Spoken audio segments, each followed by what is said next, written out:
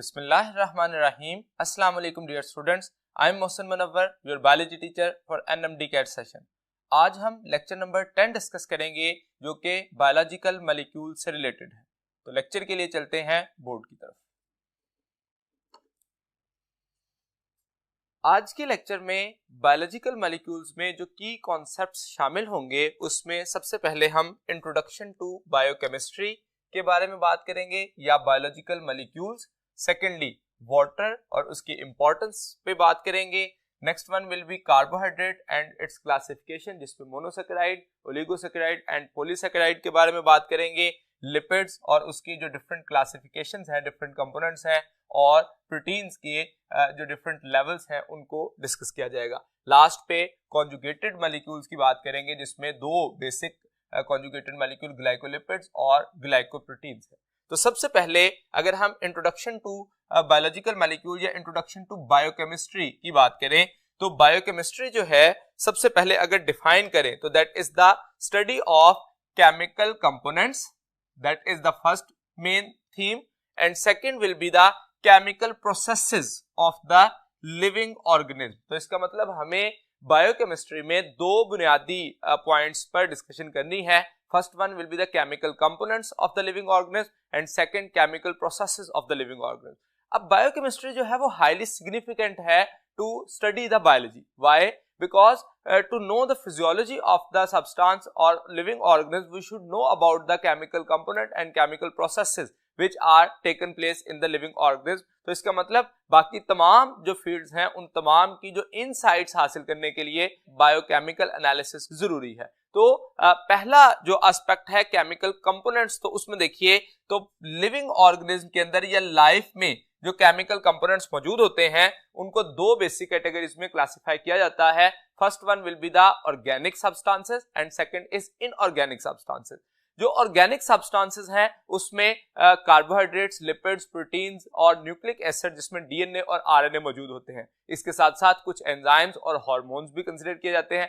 जबकि inorganic substance में water है और उसके साथ साथ जो मुख्तलिफ किस्म के आयंस और सॉल्ट्स हो सकते हैं जो कि इनऑर्गेनिक नेचर को मेंटेन करते हैं। तो इन दोनों जो कैटेगरीज के मॉलिक्यूल्स हैं उनकी डिफरेंट परसेंटेज अगर हम बैक्टीरियल सेल और मेमेलियन सेल में देखें, अब बैक्टीरियल सेल की बजाय दूसरा लफ्ज जो है वो प्रोकैरियोटिक सेल या मेमेलियन सेल के लिए यूकैरियोटिक सेल का लफ्ज भी इस्तेमाल किया जा सकता है। तो इसका मतलब हम कंपैरिजन में जब हमें एमसीक्यू में पूछा जाए तो मे भी बैक्टीरियल सेल की बजाय कह दिया जाए कि प्रोकैरियोटिक सेल में ये पर्टिकुलर कंपोनेंट्स की परसेंटेज कितनी है। तो इसका मतलब हम इसकी जगह पे दूसरा लफ्ज भी याद रखते हैं, मेमेलियन सेल और यूकैरियोटिक सेल।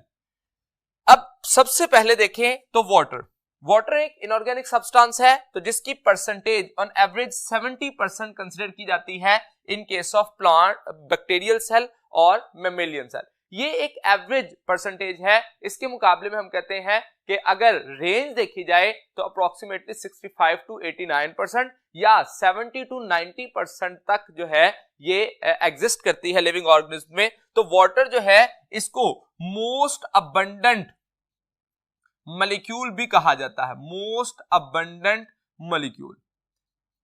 लेकिन अगर मोस्ट अबंडेंट ऑर्गेनिक मॉलिक्यूल की बात करें तो हमारा आंसर चेंज हो जाएगा, दैट विल बी प्रोटीन। तो ये कहलाएगा most abundant organic molecule, abundant organic molecule. इसका मतलब ये हुआ कि जो सब्सटेंस वाटर है वो 70% तक, लेकिन प्रोटीन की कंसंट्रेशन 15% या 18% होती है इन केस ऑफ बैक्टीरियल और मेमेलियन सेल। जब हम कार्बोहाइड्रेट की बात करते हैं तो that is second most abundant among the organic molecule जो कि 3% या 4% हो सकता है। और लिपिड्स देखें तो ये 2% या 3% और डीएनए का मॉलिक्यूल जो है वो बैक्टीरियल सेल में 1% और मेमेलियन सेल में 0.25%। तो अगर हम इसको देखें अमंग द परसेंटेज तो बैक्टीरियल सेल में इसकी जो परसेंटेज है वो ज्यादा है, लेकिन क्वांटिटी के रेफरेंस से देखें तो मेमेलियन सेल में या यूकैरियोटिक सेल में जो बैक्टीरियल सेल के मुकाबले में अमंग द क्वांटिटी जो डीएनए है वो ज्यादा होता है, लेकिन परसेंटेज के रेफरेंस से कम होता है। आरएनए की बात करें तो वो भी 6% और 1.1%, जबकि ऑर्गेनिक और इनऑर्गेनिक मॉलिक्यूल जो हैं उनकी परसेंटेज 2, 1 या इनऑर्गेनिक सॉल्ट्स या आयंस जब देखते हैं तो दैट विल बी 1% और 1%। तो ये एक कंपैरिजन मौजूद है कि कौन सा किस्म का मॉलिक्यूल ऑर्गेनिक है या इनऑर्गेनिक है, और उसके साथ साथ वो बैक्टीरियल सेल में या मेमेलियन सेल में उसकी परसेंटेज कितनी है। तो that is the average percentage जो कि लिविंग ऑर्गेनिज्म में with in the living organism, जैसे मेमेलियन सेल के अंदर विद इन द मेमेलियन जो ऑर्गेनिज्म है उसमें वैरायटी ऑफ लिविंग ऑर्गेनिज्म के अंदर स्लाइटली वेरी कर सकती है। जैसे हम सिर्फ वाटर की बात करें तो वाटर जो है वो with in the human body जो है वो डिफरेंट सेल्स के अंदर वेरी कर सकता है। तो हम यहाँ पे एवरेज की बात कर रहे हैं कि 70% वाटर जो है ऑन एवरेज बैक्टीरियल सेल में और मेमेलियन सेल में मौजूद होगा। तो ये तो बात थी पहला केमिकल कंपोनेंट्स के बारे में। जो बायोकेमिस्ट्री का दूसरा बेसिक पॉइंट है जिस पे बायोकेमिस्ट्री बेस कर रही है दैट इज केमिकल प्रोसेसेस। तो what are the chemical processes in the living organism, इनको जानने के लिए चलते हैं नेक्स्ट बोर्ड की तरफ। When we talk about chemical processes, we have to use the term chemical processes among metabolism. अब ये जो metabolism है that is the all the chemical reactions taking place, sum of all chemical reactions taking place in living organism or in a cell, that is called as metabolism. अब जितने भी chemical activities हो रही होती हैं, कोई भी लिविंग ऑर्गेनिज्म ऐसा नहीं है जो कि केमिकल एक्टिविटीज या केमिकल प्रोसेसेस के बगैर हो। हमारी लाइफ जो है वो कंटिन्यूटी उसकी केमिकल प्रोसेसेस की वजह से है, और उन केमिकल प्रोसेसेस को दो ब्रॉडर टर्म्स में डिवाइड किया जाता है जिसको हम एनाबॉलिज्म का नाम देते हैं या कैटाबॉलिज्म का नाम दिया जाता है। अब एनाबॉलिक एक्टिविटीज वो होती हैं जो कि एक्चुअली सिंपलर सब्सटेंस की कॉम्बिनेशन से कॉम्प्लेक्सर सब्सटेंस बने, उसको नाम दिया जाता है एनाबॉलिक एक्टिविटीज, जिसमें बॉन्ड्स की फॉर्मेशन होगी। लेकिन उसके मुकाबले में जब कैटाबॉलिक एक्टिविटी की बात करेंगे तो उसके ऑपोजिट है, जिसमें कहा जाता है ब्रेकडाउन ऑफ बॉन्ड होंगे और इस प्रोसेस में कॉम्प्लेक्सर सब्सटेंस को सिंपल में कन्वर्ट किया जाता है। अब जो एनाबॉलिक एक्टिविटी है, जैसे कि उसमें बॉन्ड बन रहे हैं तो इसमें एनर्जी यूज होगी, एनर्जी यूटिलाइज होगी, और इसी वजह से उसको एंडोथर्मिक रिएक्शन का नाम दिया जाता है। जबकि कैटाबॉलिक एक्टिविटीज ऐसी एक्टिविटीज होंगी जिसमें एनर्जी रिलीज होगी, इसलिए उसको एक्सोथर्मिक रिएक्शन का नाम भी दिया जाता है। अगर हम इन दोनों की एग्जांपल्स देखें तो हमारी कॉमन लाइफ में जो कैटाबॉलिक एक्टिविटीज हैं उसमें रेस्पिरेशन या सेलुलर रेस्पिरेशन एक मेन एग्जांपल है, जिसमें CH बॉन्ड्स को ब्रेक डाउन किया जाता है। अब CH बॉन्ड में कोवलेंट बॉन्ड मौजूद होता है और CH बॉन्ड एक potential source of energy consider किया जाता है। जैसे बॉन्ड ब्रेक होता है तो एनर्जी रिलीज होती है, लेकिन एनाबॉलिक प्रोसेस में CH बॉन्ड्स की फॉर्मेशन हो रही होती है because that is the redox reaction photosynthesis, और उसके मुकाबले में रेस्पिरेशन जो है वो बायोलॉजिकल ऑक्सीडेशन कंसीडर किया जाता है, जिसमें बॉन्ड टूटेंगे, सेलुलर रेस्पिरेशन होगी तो कैटाबॉलिक एक्टिविटी है। लेकिन जब बॉन्ड बनेंगे, simple substance inorganic substance organic में कन्वर्ट होता है अमंग द फोटोसिंथेसिस, तो उसमें हम कहते हैं दैट इज एनाबॉलिक एक्टिविटी। तो ये दो बेसिक स्टेप्स जो हैं केमिकल कंपोनेंट्स और केमिकल प्रोसेसेस की बात की। अब अगर हम केमिकल कंपोनेंट्स को फर्दर एलैबोरेट करें तो जैसे हमने पहला केमिकल कंपोनेंट देखा दैट वाज वाटर। वाटर जो है ये मोस्ट अबंडेंट मॉलिक्यूल कंसीडर किया जाता है। Why? Because it is also called as medium of life. तो इसको हम कहते हैं that is most abundant molecule. Most abundant molecule है तो लिविंग ऑर्गेनिज्म में जैसा कि कहा जाता है कि इसकी कंसंट्रेशन जो है वो 65 to 89% होती है ऑन एवरेज, या 70 to 90% कंसीडर की जाती है। लेकिन डिफरेंट सेल्स में इसकी कंसंट्रेशन डिफरेंट हो सकती है। स्पेसिफाई करें अगर तो बोन सेल के अंदर वाटर की कंसंट्रेशन सिर्फ 20% होती है, उसके मुकाबले में ब्रेन सेल के अंदर यही परसेंटेज अप्रोक्सीमेटली 85% तक होती है, और जेलीफिश के केस में वाटर 99% तक इसके लेवल पहुंच जाता है। तो इसका मतलब हर सेल टू सेल इसकी वैल्यू स्पेसिफाई हो सकती है, but in general we can say that it is approximately 70% of the body parts. तो इसको हम मीडियम ऑफ लाइफ कहते हैं। अब जितनी भी परसेंटेज हो वाटर की जो एसेंशियल फॉर द सर्वाइवल है that is approximately more than 10% in protoplasm, because all the chemical reactions in the living organism will proceed in the aqueous medium. तो अगर वाटर अवेलेबल नहीं है तो मेटाबॉलिक एक्टिविटीज नहीं हो सकती, और वाटर की भी एक पर्टिकुलर कंसंट्रेशन, जो एक पर्टिकुलर अमाउंट डिसाइड कर ली गई, तो that is minimum range is 10%। अगर इससे कम हो जाएगा तो सर्वाइवल ऑफ द लाइफ नहीं है। तो इसका मतलब एक जो लोअर लिमिट है उसको सेट कर दिया गया, that should be more than 10%। ये डिफरेंट बायोकेमिकल रिएक्शंस में इन्वॉल्व होता है, इसीलिए हम कहते हैं कि केमिकल रिएक्शन एक्वस मीडियम में हो रहे हैं, और उसके साथ साथ that is the raw material in the process of photosynthesis. तो इसका मतलब ये कुछ रिएक्शंस में एज अ रिएक्टेंट काम कर रहा होता है, कुछ में एज अ प्रोडक्ट, और सम टाइम ये रॉ मटेरियल के तौर पर भी बिहेव करता है। कुछ प्रॉपर्टीज देखें वाटर की इंपॉर्टेंस को समझने के लिए, तो सबसे पहले जो प्रॉपर्टी बताई गई that is solvent property. Water is the best solvent. Water, being a polar molecule, have capacity to dissolve the polar substance. We know that like dissolves like. तो इसका मतलब polar substance को dissolve करेंगे, और जो non polar है वो non polar को। तो जो water है वो polar substance है, तो ये excellent solvent consider किया जाता है, और इसी को universal solvent का नाम भी दिया जाता है, because it has capacity to dissolve maximum of the substances present in this universe.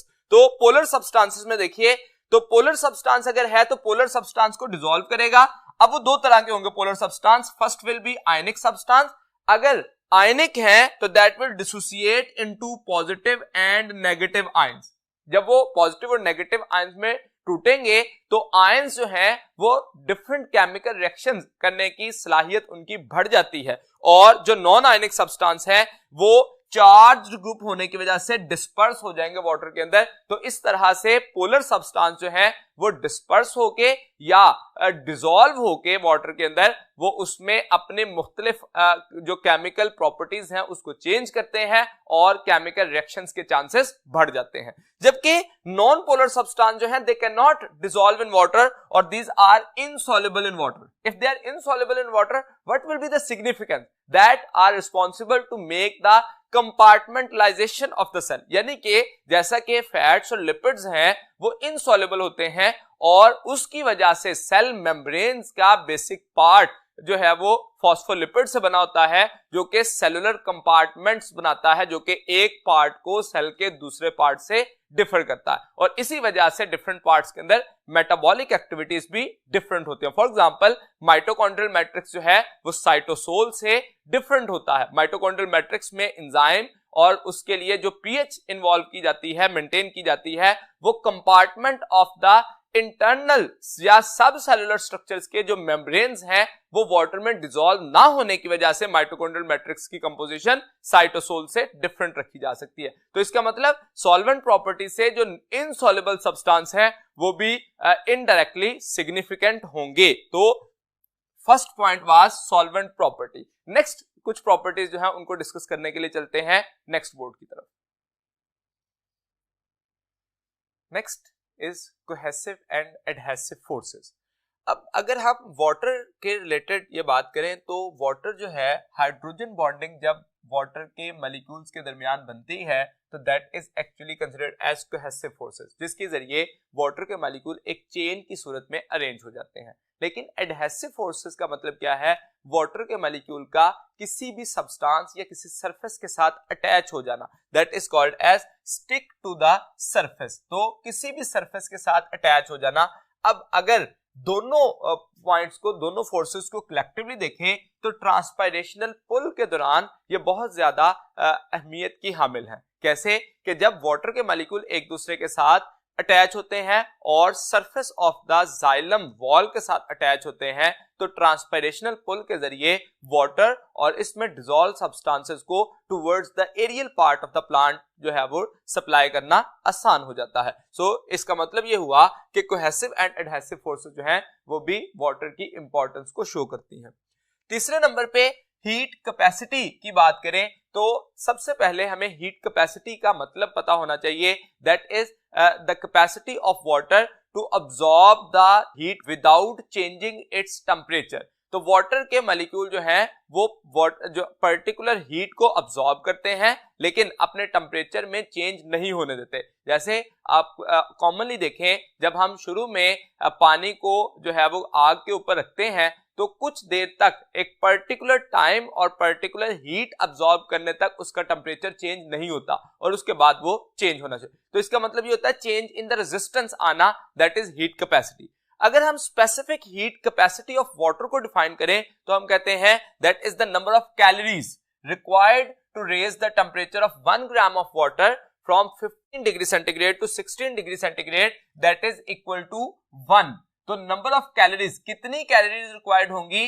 1 calorie required होगी 1 ग्राम वाटर का 1 डिग्री सेंटीग्रेड टेम्परेचर, जो कि 15 डिग्री से 16 डिग्री तक टेम्परेचर चेंज करना है, उसके लिए 1 कैलोरी रिक्वायर्ड होती है। सो हीट कैपेसिटी जो है, specific heat capacity of water को इस तरह से डिफाइन किया जाए। What will be the significance of this process? तो अगर हम हीट कैपेसिटी की सिग्निफिकेंस देखें तो that is temperature stabiliser for an organism. तो एक ऑर्गेनिज्म का टेम्परेचर जो है उसको बॉडी टेम्परेचर, जैसे फॉर एग्जांपल ह्यूमन बीइंग का देखें तो 37.1 डिग्री से 37.8 डिग्री सेंटीग्रेड तक फ्लक्चुएट करता है। इस फ्लक्चुएशन को स्टेबलाइज करने या एडजस्ट करने के लिए हीट कैपेसिटी एक बहुत बड़ा रोल प्ले करती है। दूसरे नंबर पे that is responsible to protect the living organism against sudden thermal changes. तो जो थर्मल चेंजेस, बॉडी टेम्परेचर में सडन चेंजेस हैं, उनसे भी प्रोटेक्ट करने में हीट कैपेसिटी का एक रोल होता है।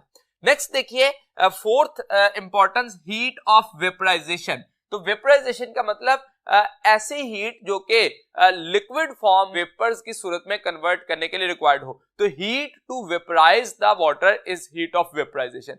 इसको डिफाइन कैसे करेंगे? That is the amount of heat required to convert the liquid water in the form of vapors or particularly into the gaseous form। तो इसका मतलब ये हुआ, जो specific heat of vaporization of water है, that is approximately 574 kilocalorie per kg।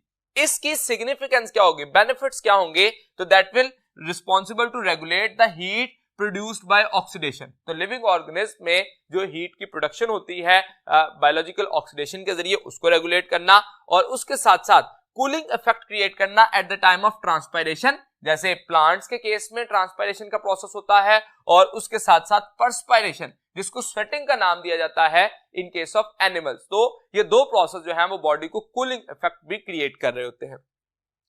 Water expand at low temperature, that is another significance of water molecule। तो water जो है वो लो टेम्परेचर पर एक्सपैंड करता है। कितने लो टेम्परेचर पे? Approximately less than 4 degree centigrade पे। यानी कि जब वाटर फ्रीज करने लगता है तो उसकी एक्सपेंशन होना शुरू हो जाती है और उस एक्सपेंशन की वजह पर्टिकुलरली हाइड्रोजन बॉन्डिंग होती है, जिसकी वजह से free spaces among the water molecule आना शुरू हो जाती हैं। सो density of the ice will be lesser than the water. तो इसका मतलब ये हुआ कि आइस जो है वो लेस डेंसर हो जाती है, इसीलिए अपर सरफेस पे फ्लोट करना शुरू कर देती है। और इस प्रोसेस की वजह से क्या होता है, हमेशा जब फ्रीजिंग कंडीशन होती है तो हमेशा सरफेस वाटर जो है वो जल्दी फ्रीज करता है और इनर वाटर जो है उसका फ्रीजिंग जो है वो स्लो होती है और लेटर देन द सरफेस होती है।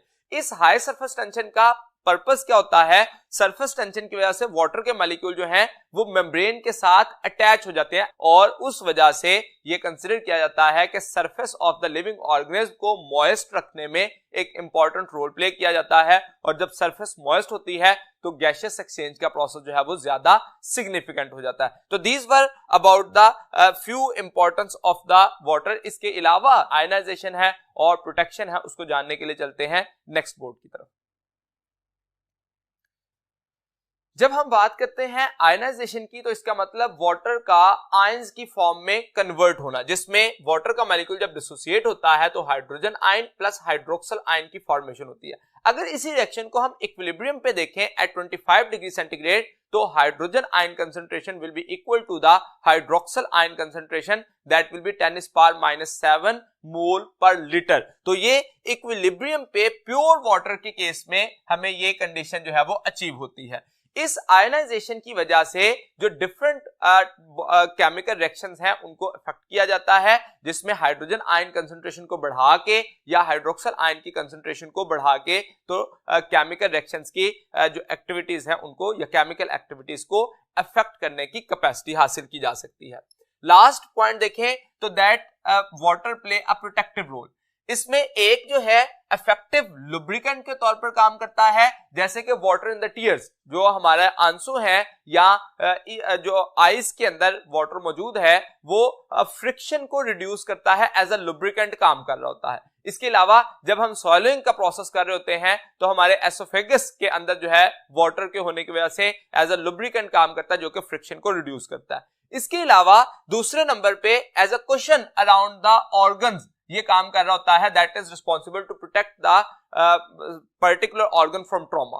जैसा कि ब्रेन के गिर्द जो है वो सेरिब्रोस्पाइनल फ्लूइड मौजूद होता है, इसी तरह से हार्ट के गिर्द पेरिकार्डियल फ्लूइड है और पेरिप्लूरल फ्लूइड, तो मुख्तलिफ किस्म का जो फ्लूइड है उसमें वाटर मौजूद होता है, जो कि पर्टिकुलर ट्रॉमा की कंडीशन से बचाने के लिए या प्रोटेक्शन देता है अगेंस्ट सडन एक्सीडेंट से या ट्रॉमा से। That was about the importance of the water. Second जो पर्टिकुलर मॉलिक्यूल या बायोमॉलिक्यूल हम आज डिस्कस करेंगे दैट इज कार्बोहाइड्रेट। कार्बोहाइड्रेट्स का लिटरल मीनिंग देखें तो these are actually hydrated carbon. Hydrated carbon, इनके फॉर्मूला को देख के हम जनरल फॉर्मूला को देख के कह सकते हैं कि कार्बोहाइड्रेट में अंदर हाइड्रोजन और ऑक्सीजन कार्बन के साथ उसी रेशियो में मौजूद होते हैं, the ratio of hydrogen and oxygen present in the water molecule. तो इस वजह से हम हाइड्रेटेड का लफ्ज इस्तेमाल करते हैं कि हाइड्रोजन और ऑक्सीजन वाटर की रेशियो से ही यहां पे मौजूद होते हैं। इसको अगर केमिकली डिफाइन किया जाए तो कार्बोहाइड्रेट्स आर पॉलीहाइड्रोक्सी एल्डिहाइड और कीटोन। अब पॉलीहाइड्रोक्सी कॉमन होगा, यानी कि कोई भी कार्बोहाइड्रेट है वो पॉलीहाइड्रोक्सी होगा जिसके साथ फंक्शनल ग्रुप या तो एल्डिहाइड होगा या कीटोन होगा। तो हम इसको इलैबोरेटिव वे में कह सकते हैं पॉलीहाइड्रोक्सी एल्डिहाइड और पॉलीहाइड्रोक्सी कीटोन और कॉम्प्लेक्स सब्सटेंसेस, यानी कि ये डेफिनेशन है मोनोसैकेराइड्स के लिए, पॉलीहाइड्रोक्सी एल्डिहाइड और पॉलीहाइड्रोक्सी कीटोन। लेकिन समटाइम ओलिगोसैकेराइड और पॉलीसैकेराइड होते हैं जिनको हम कॉम्प्लेक्स सब्सटेंसेस कहते हैं, which on hydrolysis yield simpler subunits या डेरिवेटिव्स। तो इसका मतलब यह हुआ कि इन जनरल कार्बोहाइड्रेट्स को हम इस तरह से केमिकली डिफाइन कर सकते हैं। जो जनरल फॉर्मूला जैसे मैंने कहा कि दैट इज CxH2OY। अब इसमें दो पॉइंट है x और y, that should be whole number, यानी कि ये फ्रैक्शंस में नहीं हो सकते, और दूसरे नंबर पे x और y जो है वो सेम हो सकते हैं या डिफरेंट हो सकते हैं। तो होल नंबर होने चाहिए एक तो, और दूसरे नंबर पे सेम हो सकते हैं या डिफरेंट हो सकते हैं। इसकी बेस पर जो क्लासिफिकेशन ऑफ कार्बोहाइड्रेट है उसको मैनेज किया जाता है। रोल पे बात करें तो they play structural role as well as functional role, और कुछ कार्बोहाइड्रेट स्टोरेज रोल भी प्ले कर रहे होते हैं। जैसे कि स्ट्रक्चरल रोल देखें तो that is the main constituents of plant and prokaryotic cell wall, जिसमें प्लांट में हम जानते हैं सेलुलोजिक सेल वॉल होती है और प्रोकैरियोट्स के केस में पेप्टाइडोग्लाइकन जो है वो मेन कंपोनेंट है। इसी तरह से फंगल सेल वॉल में भी काइटिन जो है वो कार्बोहाइड्रेट होता है जो कि स्ट्रक्चरल रोल प्ले करता है। इसके साथ साथ अगर फंक्शनल रोल देखें तो main source of energy for sale है, जो सेलुलर रेस्पिरेशन में इनिशियल सब्सटेंस यूज किया जाता है दैट इज नॉर्मली ग्लूकोज, जो कि एज अ एनर्जी सोर्स के तौर पर इस्तेमाल किया जाता है और एटीपी की प्रोडक्शन के लिए एक मेन सोर्स कंसिडर किया जाता है। इसके अलावा स्टोरेज रोल में देखें तो ग्लाइकोजन एनिमल के केस में और स्टार्च जो है वो प्लांट्स के केस में उसको स्टोर किया जा रहा होता है as a source of energy. Primary product of photosynthesis, तो जो कार्बोहाइड्रेट्स हैं वो प्राइमरी प्रोडक्ट ऑफ फोटोसिंथेसिस है, तो ऑटोट्रॉफिक ऑर्गेनिज्म इसको प्रोड्यूस करते हैं, जिसमें इनऑर्गेनिक सब्सटेंस कार्बन डाइऑक्साइड की रिडक्शन के जरिए जो है वो कार्बोहाइड्रेट प्रोड्यूस किए जाते हैं। तो ऑटोट्रॉफिक ऑर्गेनिज्म में साइनोबैक्टीरिया भी हो सकते हैं, ऑटोट्रॉफिक बैक्टीरिया भी हो सकते हैं, और उसके अलावा ग्रीन प्लांट्स जो हैं या green parts of the plant इस प्रोसेस को मेनली कर रहे होते हैं। तो हम जनरली कह सकते हैं ऑटोट्रॉफिक ऑर्गेनिज्म। ये कार्बोहाइड्रेट जो है वो डिफरेंट मॉलिक्यूल के साथ मिलके कॉन्जुगेटेड मॉलिक्यूल्स बना सकते हैं, जिसमें ग्लाइकोप्रोटीन है, ग्लाइकोलिपिड और प्रोटियोग्लाइकन ये वो पर्टिकुलर मॉलिक्यूल्स हैं जो कि कार्बोहाइड्रेट की प्रोटीन के साथ या लिपिड के साथ एसोसिएशन होती है तो उससे ये कॉन्जुगेटेड मॉलिक्यूल्स बनते हैं।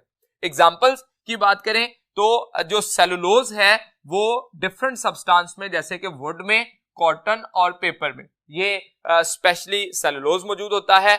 और स्टार्चेस जो है वो सीरियल्स में, रूट ट्यूबर्स में, केन शुगर और मिल्क शुगर में, जैसा कि केन शुगर में जो है वो पर्टिकुलरली सुक्रोज मौजूद होता है और इसी तरह से मिल्क शुगर में लैक्टोज मौजूद होता है जो कि डाइसैकेराइड है। तो इसका मतलब ये हुआ कि ये डिफरेंट स्ट्रक्चर्स में अपने अपीयरेंस डिफरेंस रखता है। तो अपीयरेंस जो है वो मोनोसैकेराइड की सूरत में हो सकती है कार्बोहाइड्रेट में, ओलिगोसैकेराइड और polysaccharide. That is about the classification of carbohydrate on the basis of number of units of the carbohydrate. तो क्लासिफिकेशन ऑफ कार्बोहाइड्रेट्स को जानने के लिए चलते हैं नेक्स्ट बोर्ड की तरफ।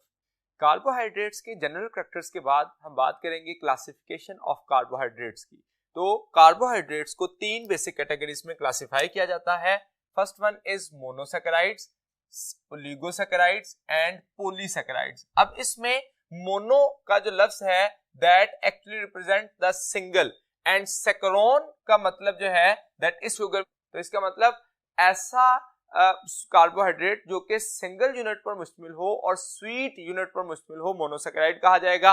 और ओलिगो में 2 to 10 सैकेराइड यूनिट्स जो है वो मौजूद होते हैं, जबकि पॉलीसैकेराइड में मोर देन 10 सैकरोन यूनिट्स हैं। जबकि मोनोसैकेराइड में जैसे मोनो से सिंगल है तो सिंगल यूनिट ऑफ सैकेराइड है जिसमें 3 to 7 कार्बन मौजूद होते हैं। तो एक यूनिट के अंदर 3 से 7 कार्बन है और इस जैसे अगर 2 से 10 सैकेराइड यूनिट मिले तो ओलिगोसैकेराइड और अगर 10 से ज्यादा सैकेराइड यूनिट मिले तो पॉलीसैकेराइड कंसीडर किया जाता है। मोनोसैकेराइड आर एक्चुअली सिंपलेस्ट और उसके मुकाबले में ओलिगोसैकेराइड लेसर कॉम्प्लेक्स होते हैं। ये लेस कॉम्प्लेक्स, इसका मतलब कि ये सिंपलेस्ट हैं, दे कैन नॉट बी हाइड्रोलाइज्ड, जबकि ओलिगोसैकेराइड जो है वो लेसर कॉम्प्लेक्स हैं दैट कैन बी हाइड्रोलाइज्ड और अगर हाइड्रोलिसिस होगी तो 2 से 10 यूनिट जो है वो रिलीज हो सकते हैं। तो इसीलिए हम इसको फर्दर कैटेगराइज करते हैं। अगर 2 यूनिट पर हो तो डाइसैकेराइड, 3 पर हो तो ट्राइसैकेराइड, टेट्रा एंड पेंटा और पॉलीसैकेराइड का फिर नाम देते हैं।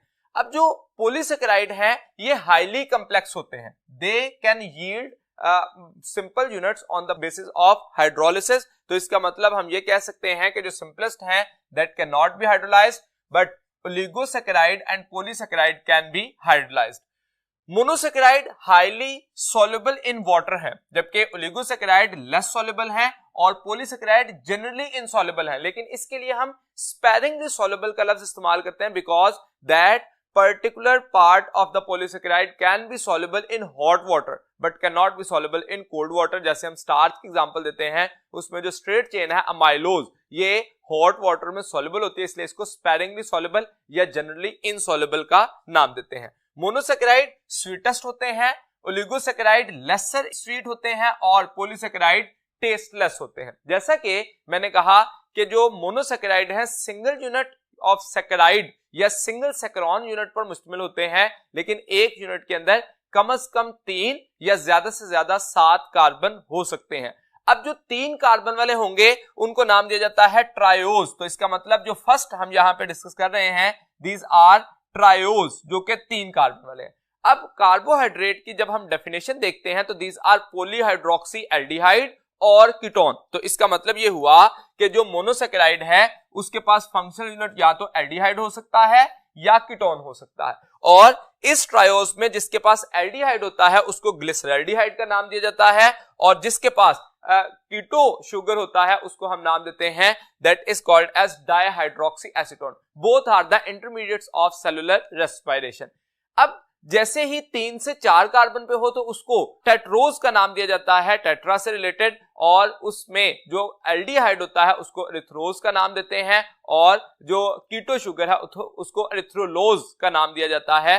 ये जो स्ट्रक्चर्स हैं tetrose that are rare in nature और कार्बोहाइड्रेट जो सेलुलर रेस्पिरेशन ऑफ बैक्टीरिया में आमतौर पर ये मिलते हैं, so that are called as rare in nature. जबकि जो अबंडेंट हैं वो पेंटोज होते हैं जैसा कि राइबोज है, इसके साथ साथ ग्लूकोज हो सकता है जो कि हेक्सोज है और अल्टीमेटली फ्रुक्टोज जो कि हेक्सोज की ही एक एग्जांपल है। तो इसका मतलब पेंटोज और हेक्सोज जो हैं वो अबंडेंट मौजूद होते हैं। इसके अलावा जो हेप्टोज हैं जो कि 7 कार्बन के हैं वो भी रेयर जो है वो एग्जिस्ट करते हैं। तो राइबोस 5 कार्बन पे जिसको जनरली पेंटोज कहा जाता है, और राइबोस कब कहा जाएगा जब उसके पास एल्डिहाइड ग्रुप है यानी कि एल्डो शुगर होगा, एल्डो पेंटोज होगा तो राइबोस है। एल्डो हेक्सोज को ग्लूकोज का नाम दिया जाता है और कीटो हेक्सोज फ्रुक्टोज कहलाता है। अब यहां पे हम देखें तो पॉलीहाइड्रोक्सी कंडीशन है, जैसे राइबोस के केस में तमाम हाइड्रोक्सल जो है वो राइट साइड पे हैं। तो जो ये स्ट्रेट चेन और रिंग फॉर्म दो तरह से हम जो पर्टिकुलरली हमारे पास पेंटोज और हेक्सोज होते हैं उनको स्ट्रेट चेन में शो कर सकते हैं, जिसको फिशर प्रोजेक्शन फार्मूला का नाम दिया जाता है। ये स्ट्रेट चेन जो है इसमें हाइड्रोक्सल की पोजीशन जो है एक्चुअली ये डिसाइड करती है कि स्ट्रक्चर कौन सा है। पर्टिकुलरली अगर हाइड्रोक्सल की पोजीशन राइट साइड पे हो तो इसको हम नाम देते हैं डेक्स्ट्रो रोटेटरी, और अगर हाइड्रोक्सल लेफ्ट साइड पे हो तो लिवो रोटेटरी का नाम दिया जाता है। तो जनरली इन नॉर्मल कंडीशन हम ये कहते हैं कि नेचर में डी राइबोज जो है वो एग्जिस्ट करते हैं। इसी तरह से डी ग्लूकोज और डी फ्रुक्टोज, क्योंकि हाइड्रोक्सल ग्रुप जो है वो कहां पे मौजूद है, these are present at the right side. तो इसका मतलब ये तमाम जो है वो हाइड्रोक्सल ग्रुप को रिप्रेजेंट कर रहे हैं। अब अगर हम गौर करें तो एक पर्टिकुलर पोजीशन पर हाइड्रोक्सल की पोजीशन चेंज किया। हम जानते हैं अगर स्ट्रक्चरल फार्मूला और मोलेकुलर फार्मूला में डिफरेंस हो, यानी कि मोलेकुलर फार्मूला सेम है और स्ट्रक्चरल फार्मूला डिफरेंट है, तो उसको नाम दिया जाता है आइसोमर।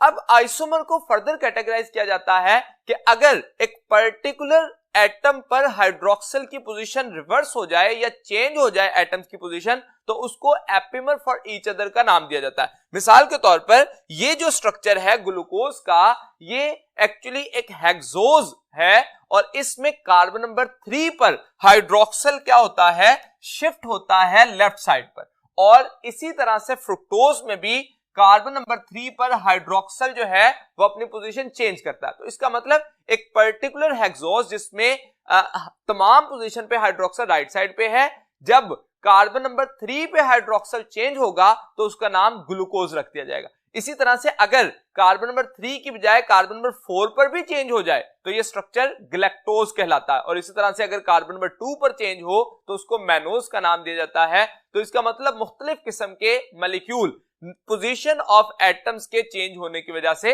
बन सकती हैं।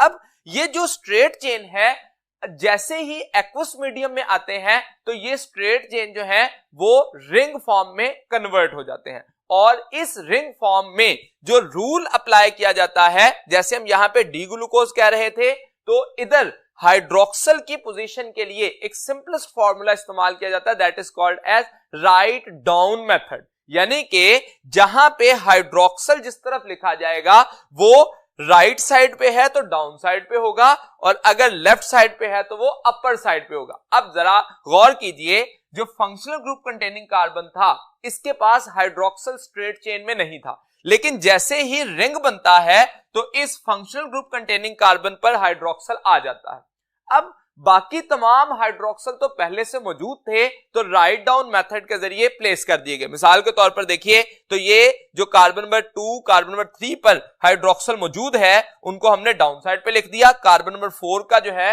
वो रिंग बनाने में इस्तेमाल हो गया और कार्बन नंबर 5 का हाइड्रोक्सल राइट साइड पे लिखा। तो जो कार्बन नंबर 1 था या फंक्शनल ग्रुप कंटेनिंग कार्बन था उसके ऊपर हाइड्रोक्सल नहीं था। अब इसका जो हाइड्रोक्सल आया है ये हाइड्रोक्सल कार्बन पे डाउन साइड पे हो सकता है या अपर साइड पे। तो इस बेस पर इसकी क्लासिफिकेशन डी और एल की बजाय हम फर्दर अल्फा और बीटा की बेस पे करते हैं। यानी कि अगर हाइड्रोक्सल की पोजीशन बाकी तमाम हाइड्रोक्सल की तरह ही हो, जैसा कि डी राइबोज में हाइड्रोक्सल डाउन साइड पे है, तो जो फंक्शनल ग्रुप कंटेनिंग कार्बन है उस पे भी हाइड्रोक्सल डाउन साइड पे है, तो इसका मतलब ये अल्फा कार्बन है, अल्फा डी राइबोज कंसिडर किया जाएगा। और क्योंकि ये रिंग फॉर्म में आ गया है और 5 कॉर्नर रिंग बन गया है तो इसका प्रॉपर नेम बनेगा अल्फा डी राइबोफ्यूरानोज। अब ये जो स्ट्रक्चर है फ्यूरान लाइक अपीयरेंस दे रहा है, इसलिए फ्यूरानोज कहा गया। अल्फा इसलिए कहा गया कि हाइड्रोक्सल डाउन साइड पे है, at the functional group containing carbon, और डी इसलिए कहा गया कि जो फंक्शनल हाइड्रोक्सल राइट साइड पे थे वो यहां पे लिखे गए हैं डाउन साइड पे, तो इसका मतलब अल्फा डी राइबोफ्यूरानोज इसका नाम रखा जाएगा। इसी तरह से अब यहां पे देखिए ग्लूकोज में तो हाइड्रोक्सल की पोजीशन ही राइट डाउन मेथड पे ही अप्लाई कर रहे हैं। कार्बन नंबर 3 पर हाइड्रोक्सल कहां पे था, that was at the left side, तो कार्बन नंबर 3 पे। अब यहां पे हमारे पास ये स्ट्रक्चर जो है कार्बन नंबर 1, 2 और 3, तो इसका मतलब ये हाइड्रोक्सल जो है यहां पे हाइड्रोजन और हाइड्रोक्सल होगा, और इस पोजीशन पे कार्बन नंबर 3 पर आके यहां पे हाइड्रोजन और हाइड्रोक्सल अपर साइड पे आ जाएगा, कार्बन नंबर 4, 5 और 6 आउट ऑफ द रिंग होगा। तो इसका मतलब ये हुआ कि हम उसी राइट डाउन मेथड को ही अप्लाई करेंगे। अब यहां पे देखिए हाइड्रोक्सल डाउन साइड पे है, तो इसका मतलब क्या हुआ कि ये स्ट्रक्चर अल्फा डी ग्लूकोपायरानोज होगा, क्योंकि ये 6 कॉर्नर्ड रिंग है, तो 6 कॉर्नर्ड रिंग को नाम दिया जाता है पायरान, तो ये नाम बनेगा अल्फा डी ग्लूकोपायरानोज। और उसके मुकाबले में जो फ्रुक्टोज है, क्योंकि उसमें कार्बन नंबर 2 पर फंक्शनल ग्रुप है, तो carbon number 2 second last carbon के साथ मिलकर रिंग बनाएगा, तो कार्बन नंबर 1 और 6 दोनों आउट ऑफ द रिंग होंगे।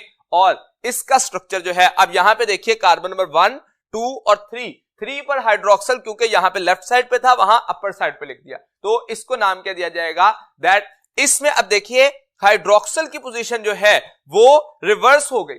वो रिवर्स कैसे हुई, जो हाइड्रोक्सल अपर साइड पे है या लोअर साइड पे है, तो इसका मतलब अगर हाइड्रोक्सल जो है वो ऑपोजिट डायरेक्शन में होगा with reference to other carbon, तो उसको नाम क्या दिया जाएगा, जो फंक्शनल ग्रुप पर आया है अल्फा और बीटा फंक्शनल ग्रुप पर, जो पहले स्ट्रेट चेन में फंक्शनल ग्रुप कंटेनिंग कार्बन था, उसको जब रिंग फॉर्म में उसके पास हाइड्रोक्सल आया तो उसकी पोजीशन को जस्टिफाई करने के लिए अल्फा और बीटा का नाम दिया जाता है। तो इस तरह से हम स्ट्रेट चेन और रिंग फॉर्म जो है उसको स्टडी कर सकते हैं। हम जानते हैं ग्लूकोज का या जितने भी कार्बोहाइड्रेट्स हैं उनका प्राइमरी सोर्स जो है वो फोटोसिंथेसिस है, और फोटोसिंथेसिस के जरिए ही ये स्ट्रक्चर्स बन रहे होते हैं, और इसलिए कहा जाता है तकरीबन 10 ग्राम ऑफ ग्लूकोज जो है वो उसमें 717.6 किलो कैलोरी एनर्जी जो है वो स्टोर होती है। और ग्लूकोज जो है, जैसा कि मैंने कहा, वो most abundant type of monosaccharide consider किया जाता है, और इसकी जो डी फॉर्म है नेचर में एग्जिस्ट करती है, जबकि एल फॉर्म जो है वो आर्टिफिशियल स्वीटनर के तौर पर इस्तेमाल की जाती है, बिकॉज जो डी फॉर्म है उनको डिग्रेड करने के लिए या उनके साथ प्रोसेस करने के लिए एंजाइम हमारी बॉडी में, ये लिविंग ऑर्गेनिज्म में मौजूद होते हैं, जबकि एल फॉर्म के लिए एंजाइम्स मौजूद नहीं होते। So L form can be used as artificial sweetener, और उनको डिग्रेड या ब्रेक डाउन नहीं किया जा सकता। नॉर्मली 0.08% जो है वो ग्लूकोज की कंसंट्रेशन ह्यूमन ब्लड में मौजूद होती है, और अगर ये कंसंट्रेशन बढ़ जाती है तो अल्टीमेटली ब्लड ग्लूकोज लेवल बढ़ने की वजह से डायबिटीज मेलाइटस हो सकती है। That was about the monosaccharide. अब मोनोसेकेराइड में 3 to 7 कार्बन का एक यूनिट होता है, लेकिन जैसे ही 3 या 7 कार्बन पर मुश्तमिल एक यूनिट था, उस जैसे और यूनिट्स मिलना शुरू हो जाएं तो वो क्या कहलाता है, that is called as the disaccharide, trisaccharide, और अल्टीमेटली 2 से लेके 10 यूनिट तक का जो स्ट्रक्चर होगा उसको ओलिगोसेकेराइड का नाम दिया जाएगा। तो ओलिगोसेकेराइड के बारे में जानने के लिए चलते हैं नेक्स्ट बोर्ड की तरफ। जैसा कि ओलिगोसेकेराइड 2 से 10 यूनिट पर मुश्तमिल होता है, तो जो एक दूसरे के साथ उन यूनिट्स को जोड़ा जाता है that is done by the glycosidic bond, जिसमें एक स्ट्रक्चर का हाइड्रोक्सल दूसरे के हाइड्रोक्सल के साथ लिंक बनाता है। जैसे यहां पे देखिए हमारे पास ये स्ट्रक्चर जो है 2 मौजूद हैं, जैसे ग्लूकोज और फ्रुक्टोज। तो ये जो ग्लूकोज और फ्रुक्टोज का स्ट्रक्चर है जब एक दूसरे के साथ लिंक होते हैं, पर्टिकुलरली अगर मैं स्ट्रक्चर इसको इस तरह से कंसिडर करूं, ये कार्बन नंबर 1 है, ये 2, 3, 4, 5 और 6, तो कार्बन नंबर 2 पर भी हाइड्रोक्सल मौजूद होता है। तो अगर अल्फा कार्बन का हाइड्रोक्सल या जो फंक्शनल ग्रुप कंटेनिंग कार्बन था स्ट्रेट चेन में, उसका हाइड्रोक्सल दूसरे के हाइड्रोक्सल के साथ लिंक करे तो वाटर की रिमूवल हो यानी कि कंडेंसेशन हो तो उसके जरिए ओलिगोसैकेराइड की फॉर्मेशन हो जाएगी। और जैसे ही ये स्ट्रक्चर जो है कंडेंसेशन के बाद हाइड्रेशन का प्रोसेस होता है, वाटर ऐड होता है, तो वो स्ट्रक्चर दोबारा से हाइड्रोलिसिस के जरिए मोनोसैकेराइड्स में टूट जाता है। तो यहां पे हम डिफरेंट जो डाइसैकेराइड्स हैं उनके अगर एग्जांपल देखें तो जो सुक्रोज है, जिसको कैन शुगर भी कहा जाता है, ये दो किस्म के मोनोसैकेराइड से मिलकर बनता है। पहली बात ये कि कौन कौन से मोनोसैकेराइड हैं? Glucose and fructose, both are hexose, but one is aldo and second is keto sugar. ये अल्फा ग्लूकोज बीटा फ्रुक्टोज के साथ जब मिलता है तो अल्फा 1 बीटा 2 लिंकेज जो है वो बनता है। तो इसका मतलब ये हुआ कि अल्फा 1,2 ग्लाइकोसिडिक लिंकेज के जरिए इसको रिप्रेजेंट करते हैं। ये बड़ा इंपॉर्टेंट पॉइंट होता है जिसके जरिए एंजाइम की एक्टिविटी जो है वो डिस्टर्ब हो जाती है। अगर बीटा 1,2 लिंकेज बनेगा तो वो एंजाइम अल्फा 1,2 को जैसे तोड़ सकता है वो नहीं तोड़ सकेगा। तो नंबर ऑफ कार्बन कौन से इन्वॉल्व हैं, और जो फर्स्ट कार्बन था, जो फंक्शनल ग्रुप कंटेनिंग कार्बन था, उस पर रिंग फॉर्म में आके हाइड्रोक्सिल की पोजीशन क्या है वो बहुत ज्यादा इंपॉर्टेंस की हामिल होती है। इसी तरह से माल्टोज देखिए तो ये माल्ट शुगर में होता है और इसमें दोनों अल्फा ग्लूकोज जो है वो अल्फा 1,4 लिंकेज से, मतलब एक ग्लूकोज का फर्स्ट कार्बन और दूसरे का फोर्थ कार्बन के साथ लिंकेज बन रहा होता है। इसी तरह से मिल्क शुगर देखिए जो कि लैक्टोज कहलाती है, ये ग्लैक्टोज प्लस ग्लूकोज में बीटा 1,4 लिंकेज के जरिए ये प्रोसेस जो है वो देखा जाता है। तो इसका मतलब ये तीन डिफरेंट टाइप के डाइसैकेराइड्स जो हैं उनके दरमियान लिंकेज कौन सा है और कौन से पर्टिकुलर टाइप के कार्बोहाइड्रेट या मोनोसैकेराइड यूनिट्स जो है वो एक दूसरे के साथ एसोसिएटेड है। तो इससे हम डाइसैकेराइड्स की बात कर सकते हैं। इसी तरह से 3 यूनिट अगर जुड़ जाएंगे ट्राइसैकेराइड हो जाएगा और 10 तक ओलिगोसैकेराइड कहलाएगा। लेकिन जब 10 से ज्यादा यूनिट हो जाएंगे तो उसको फिर हम नाम क्या देंगे, that is called as polysaccharide. तो पॉलीसैकेराइड में पॉली का मतलब many and saccharon mean sweet units. तो that is the largest group of carbohydrates. इसके जो मॉलिक्यूल्स हैं पर्टिकुलरली सबसे ज्यादा मौजूद हैं और फंक्शनल और स्टोरेज या स्ट्रक्चरल रोल भी सबसे ज्यादा पॉलीसैकेराइड परफॉर्म कर रहे होते हैं। इन पॉलीसैकेराइड को मेजर कैटेगरीज में दो में डिवाइड किया जाता है। First one is called as homopolysaccharide and second is called as heteropolysaccharide. अब होमोपॉलीसैकेराइड का मतलब क्या है कि ऐसा पॉलीसैकेराइड जिसमें जो सैकेराइड यूनिट्स हैं वो सिमिलर हों, सेम यूनिट रिपीटेडली अटैच हो, तो होमोपॉलीसैकेराइड कहलाएगा। लेकिन अगर डिफरेंट यूनिट जो है अल्टरनेट वेज में एक दूसरे के साथ अटैच हो तो उसको हेटेरोपॉलीसैकेराइड का नाम देते हैं। अगर हम होमोपॉलीसैकेराइड की कुछ एग्जांपल देखें तो फर्स्ट वन स्टार्च। स्टार्च जो है वो पॉलीमर ऑफ ग्लूकोज है। इसी तरह से ग्लाइकोजन भी पॉलीमर ऑफ ग्लूकोज है और सेलुलोज जो है वो भी पॉलीमर ऑफ ग्लूकोज है। डिफरेंस कहां पे आएगा, लिंकेज पे, कि अल्फा 1,4 लिंकेज हो रहा है या बीटा 1,4 लिंकेज हो रहा है। ये कौन सा लिंकेज है उस बुनियाद पर यह जस्टिफाई किया जाएगा कि वो स्टार्च पॉलीमर है, ग्लाइकोजन है या सेलुलोज है। जैसे स्टार्च में दो किस्म के चेन्स होती हैं, अमाइलोज जो कि स्ट्रेट चेन होती है और अमाइलोपेक्टिन जो है वो ब्रांच्ड होती है। अब जो स्ट्रेट चेन है वो तो हॉट वाटर के अंदर सॉल्युबल है, लेकिन ब्रांच जो है वो हॉट या कोल्ड दोनों वाटर में सॉल्युबल नहीं होती। अब जो स्टार्च है ये storage form in the plants है। प्लांट्स जो हैं जो फोटोसिंथेटिक प्रोडक्ट्स फॉरन से बनाते हैं वो सुक्रोज होता है और सुक्रोज ट्रांसपोर्टेड मटेरियल कंसीडर किया जाता है जो कि सिंक के अंदर या स्टोरेज ऑर्गन के अंदर स्टोर होता है और अल्टीमेटली वो कन्वर्ट हो जाता है किसमें, स्टार्च में। तो starch storage substance of the plant consider किया जाता है जिसको तोड़ने के लिए हमारे पास एंजाइम मौजूद होता है, that is called as amylase. जबकि जो स्टार्च है that is responsible to give blue colour with iodine. तो हमें बायोकेमिकल आइडेंटिफिकेशन में आयोडीन टेस्ट के जरिए अगर ब्लू कलर मिले तो इसका मतलब स्टार्च मौजूद है, अगर रेड कलर मिले तो इसका मतलब ग्लाइकोजन है और इसी तरह से अगर कोई कलर अपीयर ना हो तो इसका मतलब सेलुलोज है। स्टार्च जो है वो स्टोरेज सब्सटेंस ऑफ प्लांट है, जबकि ग्लाइकोजन जिसको एनिमल स्टार्च का नाम भी दिया जाता है ये एनिमल्स के अंदर स्टोर्ड होता है such as in the muscle और लिवर सेल्स। जो ग्लाइकोजन है that gives red colour with the iodine, जबकि सेलुलोज जो है that gives no colour with the iodine. Cellulose जो है ये स्ट्रक्चरल सब्सटेंस है प्लांट सेल वॉल का और ये होमोपॉलीसेकेराइड होता है जैसे कि पॉलीमर ऑफ ग्लूकोज है।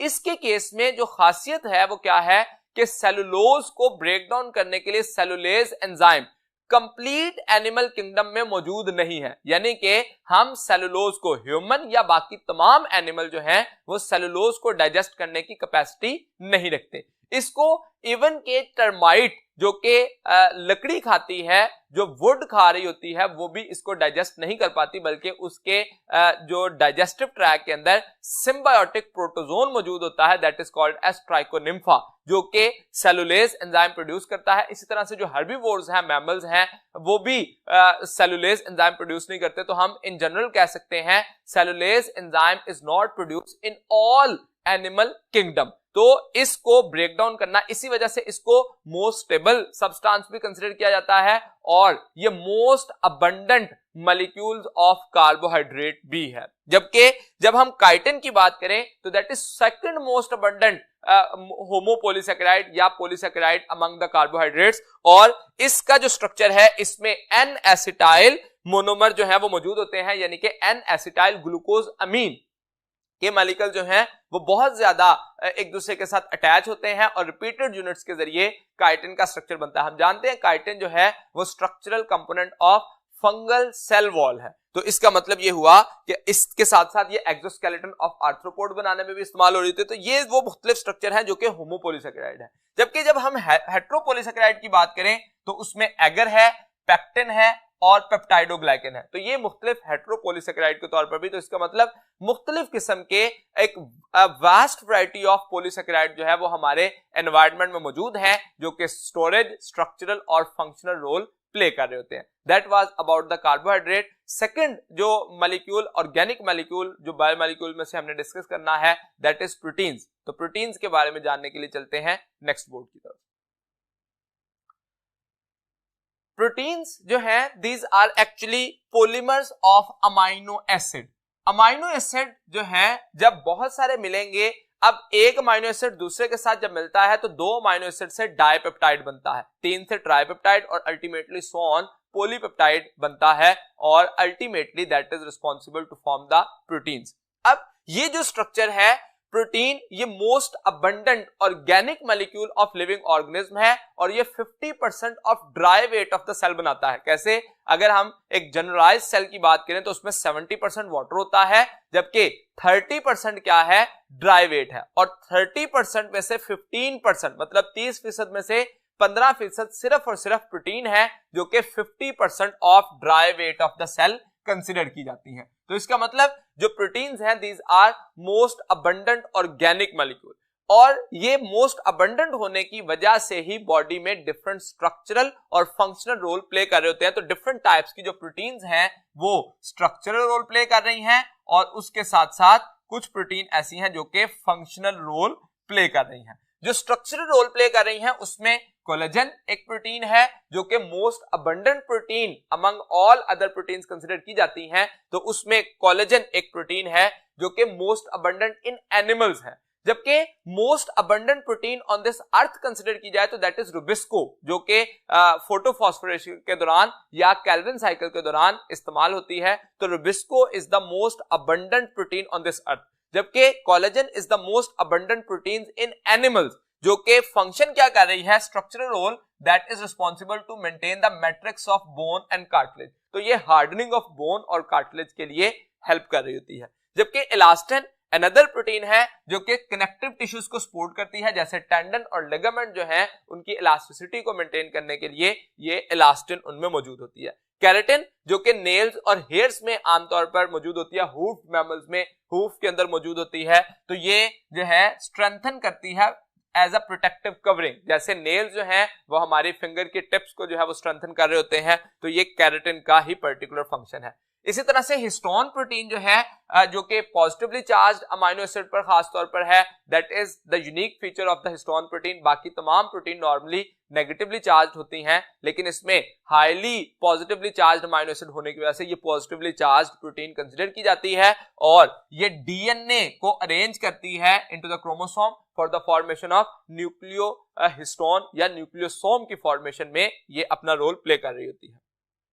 फंक्शनल एस्पेक्ट से देखें तो एंजाइम्स जो हैं वो ऑल एंजाइम हम कहते हैं these are made up of proteins, almost all enzyme. कुछ ऐसे भी एंजाइम्स हैं जो कि प्रोटीन के नहीं बने सच एज राइबोजाइम, लेकिन नॉर्मली या इन जनरल ये कहा जा सकता है all enzymes are made up of proteins. और वो जो प्रोटीन्स हैं वो स्पीड अप कर रही होती हैं बायोकेमिकल रिएक्शन को, जबकि हार्मोन्स जो हैं they are responsible for regulation of physiological activities. जैसे ब्लड ग्लूकोज लेवल को रेगुलेट करने के लिए इंसुलिन एंड ग्लूकागोन काम करता है, इसी तरह से ब्लड कैल्शियम लेवल को रेगुलेट करने के लिए जो है वो पर्टिकुलरली पैराथॉर्मोन का काम है। तो मुख्तलिफ किस्म के हार्मोन जो हम अपना काम कर रहे होते हैं। इसके साथ साथ एंटीबॉडीज जो हैं वो इम्यूनिटी प्रोवाइड करती हैं, ये पर्टिकुलरली लिम्फोसाइट से प्रोड्यूस हो रहे होते हैं। हीमोग्लोबिन की बात करें तो that is responsible to transport oxygen and to some extent carbon dioxide as well. Fibrinogen जो है वो ब्लड क्लॉटिंग प्रोटीन के तौर पर काम करती है, जो कि ब्लड क्लॉट करने में हेल्प कर रही होती है। फाइब्रिनोजन इनएक्टिव फॉर्म है और ये फाइब्रिन की सूरत में कन्वर्ट होती है। इसी तरह से ओवैल्ब्यूमिन या एग एल्ब्यूमिन जिसको कहा जाता है और कैसीन, ये दो किस्म की प्रोटीन जो है, जो कि एग वाइट प्रोटीन है और मिल्क बेस्ड प्रोटीन इसको कहा जाता है, दैट इज रिस्पॉन्सिबल या involved in the amino acid storage, यानी कि जो अमाइनो एसिड की स्टोरेज है उसके लिए ये अपना काम कर रहे होते हैं। इसके अलावा कुछ प्रोटीन मूवमेंट ऑफ ऑर्गन या movement of the structures within the cell के लिए काम कर रही होती हैं, जैसे कि ट्यूबुलिन प्रोटीन जो कि क्रोमोसोम की मूवमेंट के लिए स्पिंडल फाइबर फॉर्मेशन कर रही होती हैं, या हमारे मसल्स के अंदर मौजूद होती हैं जो कि ऑर्गेनिज्म या ऑर्गन की मूवमेंट का जो है वो रोल प्ले करती हैं। तो ये स्ट्रक्चरल और फंक्शनल रोल कंसिडर किया जाता है प्रोटीन्स का। जबकि जब हम बात करें ये स्ट्रक्चर जो है प्रोटीन का वो किस तरह से बनता है, तो उसमें मेनली जो बॉन्ड होता है दैट इज पेप्टाइड बॉन्ड। तो स्ट्रक्चर ऑफ प्रोटीन्स जिसमें पेप्टाइड बॉन्ड्स एक इंपॉर्टेंट स्ट्रक्चर है, तो स्ट्रक्चर ऑफ प्रोटीन के बारे में जानने के लिए चलते हैं नेक्स्ट बोर्ड की तरफ। स्ट्रक्चर्स ऑफ प्रोटीन में हम कहते हैं कि जब एक अमाइनो एसिड दूसरे के साथ अटैच होता है तो उस लिंकेज को, उस केमिकल बॉन्ड को पेप्टाइड बॉन्ड का नाम दिया जाता है। और एक से ज्यादा पेप्टाइड बॉन्ड जब बनते हैं तो पॉलीपेप्टाइड का स्ट्रक्चर बनता है और अल्टीमेटली प्रोटीन्स की फॉर्मेशन कर रहे होते हैं। अब यहाँ पे जब हम पेप्टाइड बॉन्ड को सबसे पहले डिस्कस करते हैं तो we have to know about the structure of an amino acid.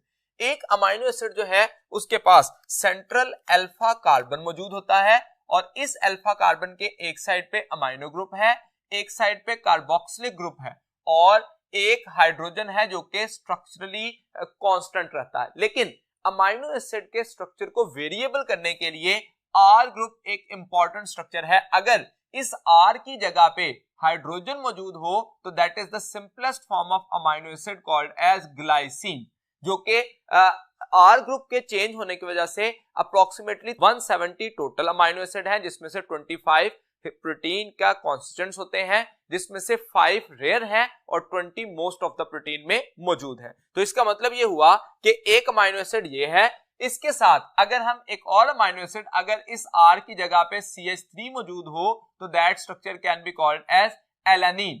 अब ग्लाइसिन जब एलानीन के साथ लिंक करता है तो पेप्टाइड बॉन्ड को हम डिफाइन कैसे करते हैं? The bond when hydroxyl of carboxylic of one amino acid bind with the hydrogen of amino group of second amino acid, और इसके जरिए जो हाइड्रोजन और हाइड्रोक्सिल की रिमूवल होगी that will be called as the removal of water molecule. और इसकी वजह से जो स्ट्रक्चर बनेगा, यहां पे अब वाटर का मॉलिक्यूल यहां से निकल गया तो उसकी वजह से जो बॉन्ड बनेगा that is called as CN linkage. तो इस CN लिंकेज को एक्चुअली हम नाम क्या देते हैं? That is called as peptide bond, जो कि दो स्ट्रक्चर है। अब एक पेप्टाइड बॉन्ड बना तो मॉलिक्यूल क्या कहलाया? डाइपेप्टाइड, जिसको नाम दिया जाएगा ग्लाइसाइल एलानीन, जो कि क्या है? That is actually a dipeptide. अगर एक पेप्टाइड बॉन्ड है तो इसको डाइपेप्टाइड कहा गया, दो पेप्टाइड बॉन्ड होते तो मॉलिक्यूल कहलाता है ट्राइपेप्टाइड एंड सो ऑन। ये स्ट्रक्चर जो है, क्योंकि एक हर दफा एक साइड पे अमाइनो ग्रुप फ्री रहेगा और दूसरी साइड पे कार्बोक्सिलिक ग्रुप जो है वो दूसरे एंड पर फ्री रहेगा इन अ पॉलीपेप्टाइड मॉलिक्यूल। अब इससे जो स्ट्रक्चर ऑफ प्रोटीन बनते हैं, जब मैनी पेप्टाइड बॉन्ड बन जाएंगे तो एक पॉलीपेप्टाइड बन जाएगा। तो उस स्ट्रक्चर में हम 4 बेसिक कॉन्फ़िगरेशन जो है वो शो करते हैं। First one is primary structure जो कि स्ट्रेट चेन, फ्लैट चेन को रिप्रेजेंट करेगा और कोई भी प्रोटीन, नो फंक्शनल प्रोटीन हम यहां पे कहते हैं, कोई भी प्रोटीन अपनी फंक्शनल फॉर्म में ये स्ट्रक्चर जो है वो एग्जिस्ट नहीं करती, no functional form of any protein. जबकि सेकेंडरी स्ट्रक्चर जो है या टर्शियरी और क्वाटरनरी स्ट्रक्चर जो है वो फंक्शनल प्रोटीन एग्जिस्ट करती हैं। तो प्राइमरी स्ट्रक्चर जो है उसमें हम सिर्फ और सिर्फ नंबर ऑफ अमाइनो एसिड और सीक्वेंस ऑफ अमाइनो एसिड को डिटरमिन करने के लिए प्राइमरी स्ट्रक्चर को स्टडी करते हैं। सबसे पहले 1953 में फ्रेडरिक सेंजर ने इंसुलिन के स्ट्रक्चर को डिटरमिन किया और उसमें बताया कि अप्रोक्सीमेटली 51 अमाइनो एसिड मौजूद होते हैं, जिसमें दो चेन है, एक चेन के अंदर 21 अमाइनो एसिड है और दूसरी में 30 अमाइनो एसिड मौजूद है। जब ये स्ट्रक्चर बताया गया तो इससे ये बात कंफर्म की गई कि number of amino acid are highly specific. लेकिन उसके बाद जो अनदर प्रोटीन है हीमोग्लोबिन, उसके बारे में बताया गया कि इट कंटेन 574 अमाइनो एसिड, जिसमें 2 अल्फा चेन है, 2 बीटा चेन है और हर अल्फा चेन के अंदर 141 अमाइनो एसिड है और हर बीटा चेन के अंदर 146 अमाइनो एसिड मौजूद है। अब इससे भी number of amino acid specify हुए, लेकिन इसी हीमोग्लोबिन की जो शेप है, अपीयरेंस है, वो चेंज होने की वजह से सिकल सेल एनीमिया जैसी एक डिजीज जो है वो सामने आई। जब ये देखा गया कि जो सिकल सेल एनीमिया है उसके अंदर भी उनके हीमोग्लोबिन के पास भी खास तौर पर सिकल सेल एनीमिक कंडीशन में खास तौर पर 574 अमाइनो एसिड ही होते हैं, अल्फा चेन में 141 ही है, बीटा में 146 है। लेकिन जब इसका सीक्वेंस ऑफ अमाइनो एसिड देखा गया तो बीटा चेन के अंदर 6th अमाइनो एसिड जो है वो रिप्लेस हो जाता है, जिसकी वजह से स्ट्रक्चर जो है वो पर्टिकुलरली ब्लड सेल का जो स्ट्रक्चर है वो डंबल लाइक होने के बजाय आर्क लाइक स्ट्रक्चर में अपीयर हो जाता है, जिसकी वजह से ऑक्सीजन कैरिंग कैपेसिटी खत्म हो जाती है। तो इसका मतलब नंबर ऑफ अमाइनो एसिड भी बहुत ज्यादा इंपॉर्टेंट था और सीक्वेंस ऑफ अमाइनो एसिड भी बहुत इंपॉर्टेंट है, जिसकी वजह से प्रोटीन की कॉन्फ़िगरेशन मेंटेन होती है और वो अपना फंक्शन परफॉर्म कर पाती है। अब जो प्राइमरी स्ट्रक्चर है इसका जो नेक्स्ट लेवल होता है that is called as secondary structure. अब ये जो सेकेंडरी स्ट्रक्चर है इसमें कहा जाता है कि polypeptide do not lie flat, ये स्ट्रेट नहीं होती बल्कि हेलिक्स की सूरत में या रेगुलर कॉन्फ़िगरेशन में होती है और एक हेलिक्स के अंदर अप्रोक्सीमेटली 3.6 अमाइनो एसिड मौजूद होते हैं। अब यहाँ पे जो प्राइमरी स्ट्रक्चर है उसके अंदर पेप्टाइड बॉन्ड्स एक दूसरे के साथ जोड़े रखेंगे, लेकिन जैसे ही सेकेंडरी स्ट्रक्चर बनेगा, हेलिकल अरेंजमेंट बनेगी, तो उस हेलिक्स को स्टेबलाइज करने के लिए हाइड्रोजन बॉन्ड अपना रोल प्ले करेंगे, जिसकी वजह से हेलिक्स की या स्टेबल कॉन्फ़िगरेशन, रेगुलर कॉन्फ़िगरेशन बनेगी। और जब वो पॉलीपेप्टाइड फोल्डेड बैक होगा तो उसकी वजह से बीटा प्लेटेड शीट्स की फॉर्मेशन होगी। तो इस तरह से एक पॉलीपेप्टाइड बीटा प्लेटेड शीट्स की सूरत में अरेंज हो जाता है। अब जैसे ही सेकेंडरी स्ट्रक्चर को फर्दर सेल्फ कॉइलिंग में देखा जाता है तो that is called as tertiary structure. जो सेकेंडरी स्ट्रक्चर है वो फाइब्रस प्रोटीन में होता है, जबकि टर्शियरी स्ट्रक्चर जो है वो ग्लोबुलर प्रोटीन में है और सेल्फ कॉइलिंग ऑफ हेलिक्स की वजह से बनता है। इस स्ट्रक्चर को स्टेबलाइज करने के लिए हाइड्रोजन बॉन्ड के साथ साथ आयनिक एंड डाइसल्फाइड ब्रिजेस जो है उनकी फॉर्मेशन होती है, जिसकी वजह से स्ट्रक्चर स्टेबलाइज होता है और ये structure most stable configuration consider की जाती है। Why? Because in that case hydrophilic amino acid will come at the surface but hydrophobic amino acid will buried inside to get the stabilized configuration. और इस structure में ये कहा जाता है कि एक्वस मीडियम के अंदर या एक्वस एनवायरनमेंट के अंदर ये स्टेबलाइज्ड कॉन्फ़िगरेशन समझी जाती है। उसके मुकाबले में जो क्वाटरनरी है हाईली कॉम्प्लेक्स स्ट्रक्चर होता है या इसको सुपर कॉइलिंग की वजह से बनता है। यहां पे टर्शियरी और क्वाटरनरी में डिफरेंस क्या होगा?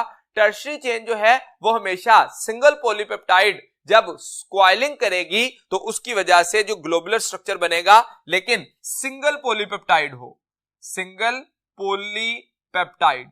लेकिन अगर एक से ज्यादा पॉलीपेप्टाइड चेन्स हो और वो हाइड्रोफोबिक इंटरेक्शंस के जरिए एक दूसरे के साथ कनेक्टेड हो तो स्ट्रक्चर क्या बन जाएगा? Quaternary structure. तो उसमें हाइड्रोजन बॉन्ड और आयनिक बॉन्ड अपना रोल प्ले करते हैं, इसके साथ साथ हाइड्रोफोबिक इंटरेक्शन का एक मेन रोल होता है। जैसे हीमोग्लोबिन के बारे में हम पढ़ तो प्राइमरी स्ट्रक्चर में रहे हैं, लेकिन फंक्शनल एस्पेक्ट में वो प्राइमरी स्ट्रक्चर नहीं है, बल्कि कौन सा है, दैट इज क्वाटर्नरी स्ट्रक्चर, जो कि फंक्शनली हीमोग्लोबिन एक्वायर करती है। That was about the structure of the protein, जो कि प्राइमरी, सेकेंडरी, टर्शियरी या क्वाटर्नरी डिफरेंट कॉन्फ़िगरेशन में हो सकते हैं, और फंक्शनल फॉर्म में या तो सेकेंडरी होगा या टर्शियरी या क्वाटर्नरी। ये स्ट्रक्चर के बारे में था।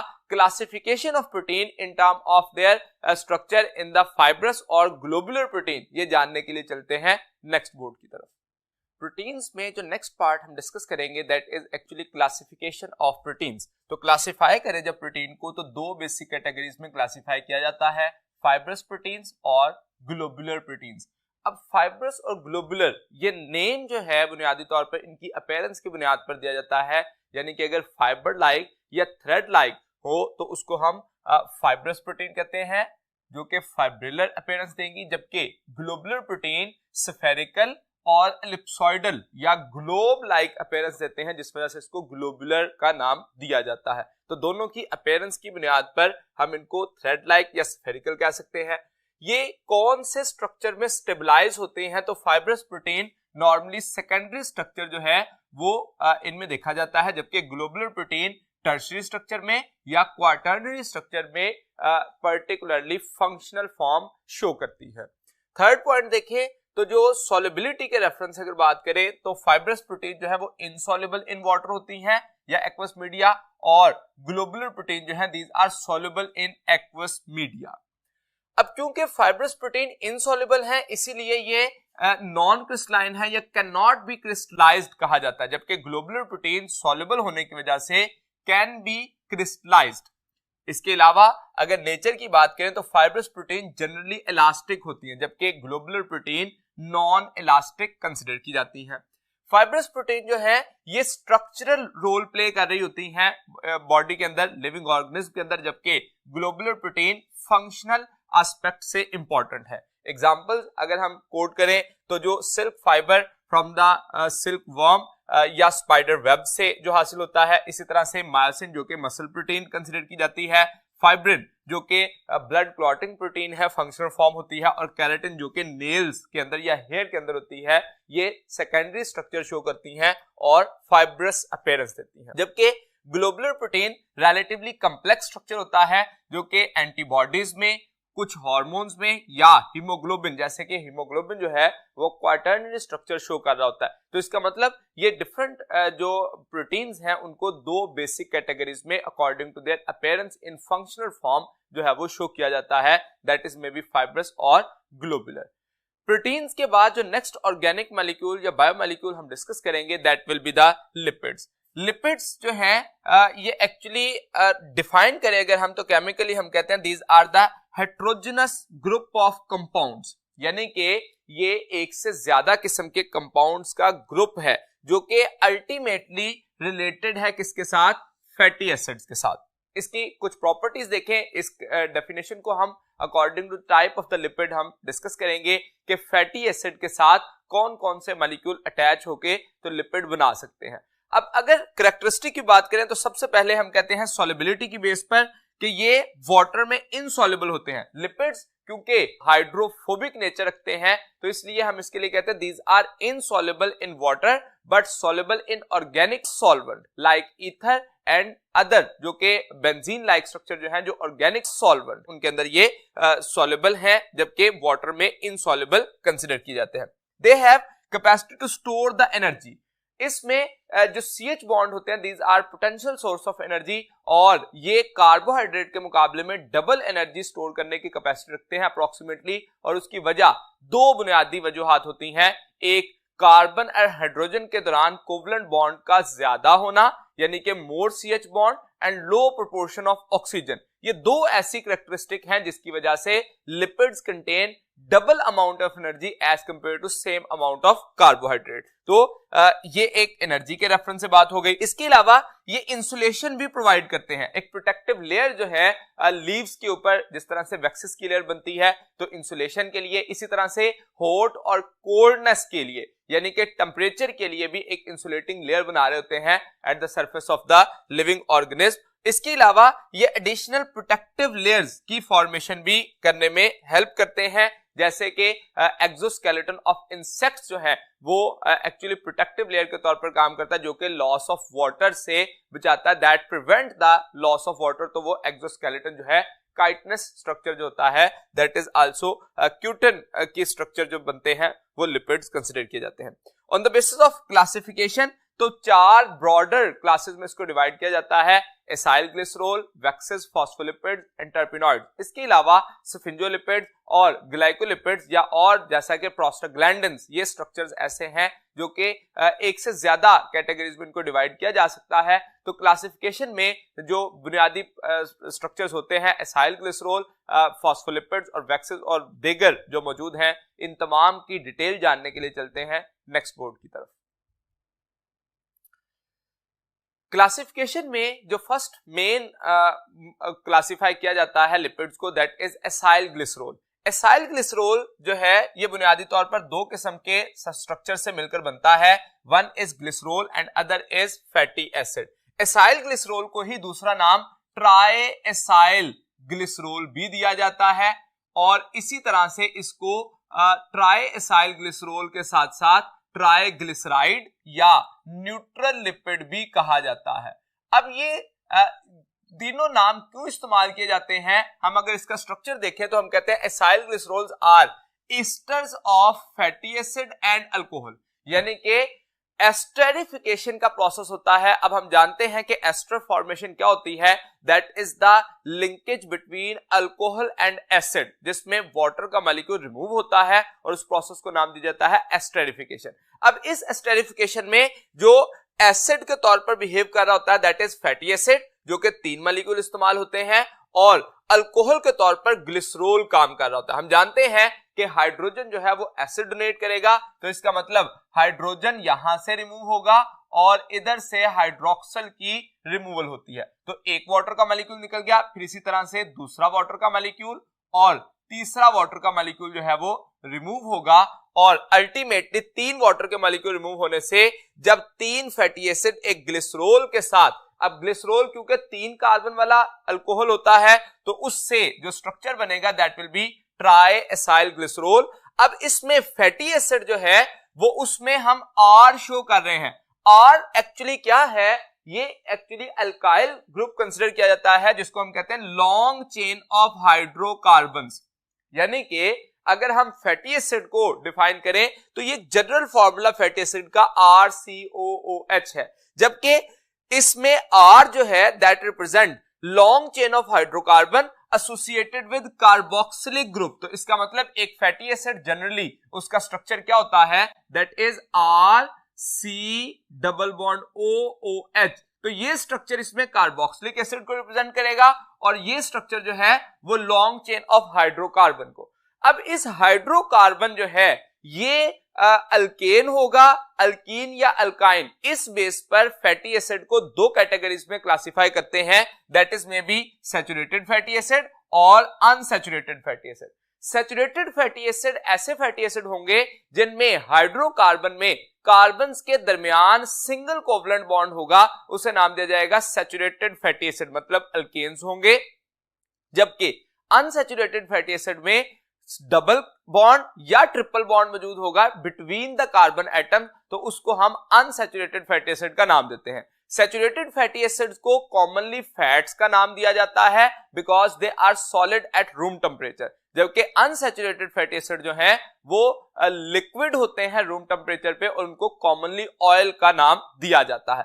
अब जैसा कि हमने बात की कि ये सैचुरेटेड फैटी एसिड या अनसैचुरेटेड फैटी एसिड होते हैं, तो कुछ एग्जांपल जो हैं वो यहाँ पे मौजूद हैं। जैसे फैटी एसिड के अंदर जो R ग्रुप है उसमें नंबर ऑफ कार्बन जो है अप्रोक्सीमेटली ये हाइड्रोकार्बन 2 to 30 कार्बन पर मुश्तमिल होता है, कम से कम 2 कार्बन और ज्यादा से ज्यादा 30 कार्बन तक की ये लॉन्ग चेन हो सकती है। और इसी बुनियाद पर जो नंबर ऑफ कार्बन की बुनियाद पर और डबल और सिंगल बॉन्ड की बुनियाद पर हम इसको क्लासिफाई करते हैं। जैसे 2 कार्बन वाला अगर सैचुरेटेड फैटी एसिड हो तो उसको हम कहते हैं एसिटिक एसिड, 4 कार्बन वाला अगर होगा तो उसे ब्यूटारिक एसिड का नाम दिया जाता है। इसी तरह से अगर 16 कार्बन पर मुश्तमिल हो तो उसे पामिटिक एसिड का नाम दिया जाता है। और अगर वही 18 कार्बन पर हो जाए तो उसको स्टेरिक एसिड, अगर सिंगल बॉन्ड मौजूद है तो उसे स्टेरिक एसिड कह दिया गया। अब यहां पे हम देखें तो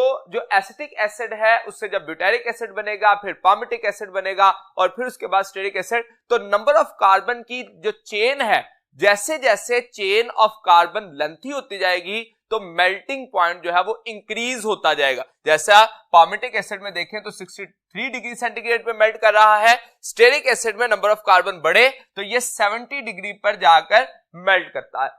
जब सैचुरेटेड की बात कर रहे होंगे तो ये वाली कंडीशन अप्लाई होती रहेगी, अगर नंबर ऑफ कार्बन बढ़ते जाएंगे तो मेल्टिंग पॉइंट इंक्रीज होगा। लेकिन जैसे ही पॉइंट ऑफ अनसैचुरेशन आ जाएगा तो ये वाली कंडीशन जो है अप्लाई नहीं होगी, जैसा कि 18 कार्बन पर ही मुश्तमिल एक ऐसा सब्सटेंस, एक ऐसा फैटी एसिड जिसमें कार्बन नंबर 9 और 10 के दरमियान डबल बॉन्ड मौजूद हो, एक डबल बॉन्ड हो तो उसको ओलिक एसिड कह देते हैं। अब number of carbon stearic acid और ओलिक एसिड में सेम है, लेकिन डिफरेंस क्या है, stearic acid saturated 18 carbon containing fatty acid है और oleic acid unsaturated 18 carbon containing fatty acid consider किया जाता है, जिसका मेल्टिंग पॉइंट जो है वो 4 डिग्री सेंटीग्रेड है। अब ये जो अनसैचुरेटेड फैटी एसिड होते हैं इनमें सिंगल डबल बॉन्ड हो सकता है, 2 डबल बॉन्ड हो सकते हैं और अप टू 6 डबल बॉन्ड मौजूद हो सकते हैं, इसलिए हम इनको पॉली अनसैचुरेटेड फैटी एसिड भी कहते हैं, जिसमें 2 या 2 से ज्यादा डबल बॉन्ड मौजूद हो। जैसे एग्जांपल देखिए, लिनोलिक एसिड जिसमें 18 कार्बन ही है लेकिन डबल बॉन्ड जो है वो 2 जगहों पर मौजूद होते हैं, जिस वजह से उसका नाम बदल जाता है और melting point approximately -5 degree centigrade हो जाता है। तो इसका मतलब सैचुरेटेड और अनसैचुरेटेड मौजूद होते हैं, जबकि अनसैचुरेटेड भी नंबर ऑफ डबल बॉन्ड की बुनियाद पर एक दूसरे से डिफर कर सकते हैं और उनकी प्रॉपर्टीज चेंज हो सकती हैं। ये जो फैटी एसिड हैं, इन फैटी एसिड्स का ग्लिसरॉल के साथ मिलने से ट्राई एसाइल ग्लिसरॉल बनते हैं, जो कि पर्टिकुलरली एनर्जी स्टोर्ड करने के लिए एक मेन स्ट्रक्चर कंसीडर किए जाते हैं। सो लिपिड में से जो एनर्जी स्टोरेज कर रहे होते हैं उस टाइप को एसाइल ग्लिसरॉल या ट्राई एसाइल ग्लिसरॉल या न्यूट्रल लिपिड्स का नाम दिया जाता है। सेकेंड जो टाइप है क्लासिफिकेशन में देखिए तो that is actually waxes. Waxes जो है these are mixture of long chain of alkane, और इस अल्केन के अंदर नंबर ऑफ कार्बन मिनिमम 25 और मैक्सिमम 35, मतलब हमेशा ऑड नंबर में होंगे, यानी कि ये नंबर जो है वो 25, 27, 29, 31, 33 और 35 होगा, तो ऑड नंबर में होंगे, जबकि जनरली यहां पे जो हम फैटी एसिड की बात कर रहे थे वो इवन नंबर में थे, तो इनमें ये एक डिफरेंस आ गया। इसके साथ अब मिक्सचर का लफ्ज इस्तेमाल किया है, तो इसका मतलब मिक्सचर किसका है, लॉन्ग चेन ऑफ अल्केन के साथ alcohol, ketones and asters of long chain of fatty acid बनेंगे, तो ये तमाम सब्सटेंस का मिक्सचर बनेगा, तो वो क्या कहलाएगा, वैक्सेस। ये वैक्सेस जो है ये इसकी केमिकल डेफिनेशन कंसीडर की जाती है। इसका फंक्शन क्या है, रोल क्या होता है, तो ये एज अ प्रोटेक्टिव कोटिंग के तौर पर काम करता है, जो कि प्रोटेक्टिव कोटिंग फ्रूट्स के ऊपर, लीव्स के ऊपर, जैसे आप कॉमनली देखें एप्पल जो है, जो एक अच्छा हेल्दी एप्पल होता है, उसके ऊपर अगर आप थोड़ा सा कपड़ा रब करें तो वो शाइन करने लगता है, किस वजह से, because of waxy layer, vaccine coating at its surface. इसी तरह से लीव्स की सरफेस के ऊपर भी वैक्सेस की कोटिंग मौजूद होती है, और एक्सोस्केलेटन ऑफ इंसेक्ट्स जो है वो भी इसी वैक्सेस की कोटिंग की वजह से शाइनी अपीयरेंस दे रहे होते हैं।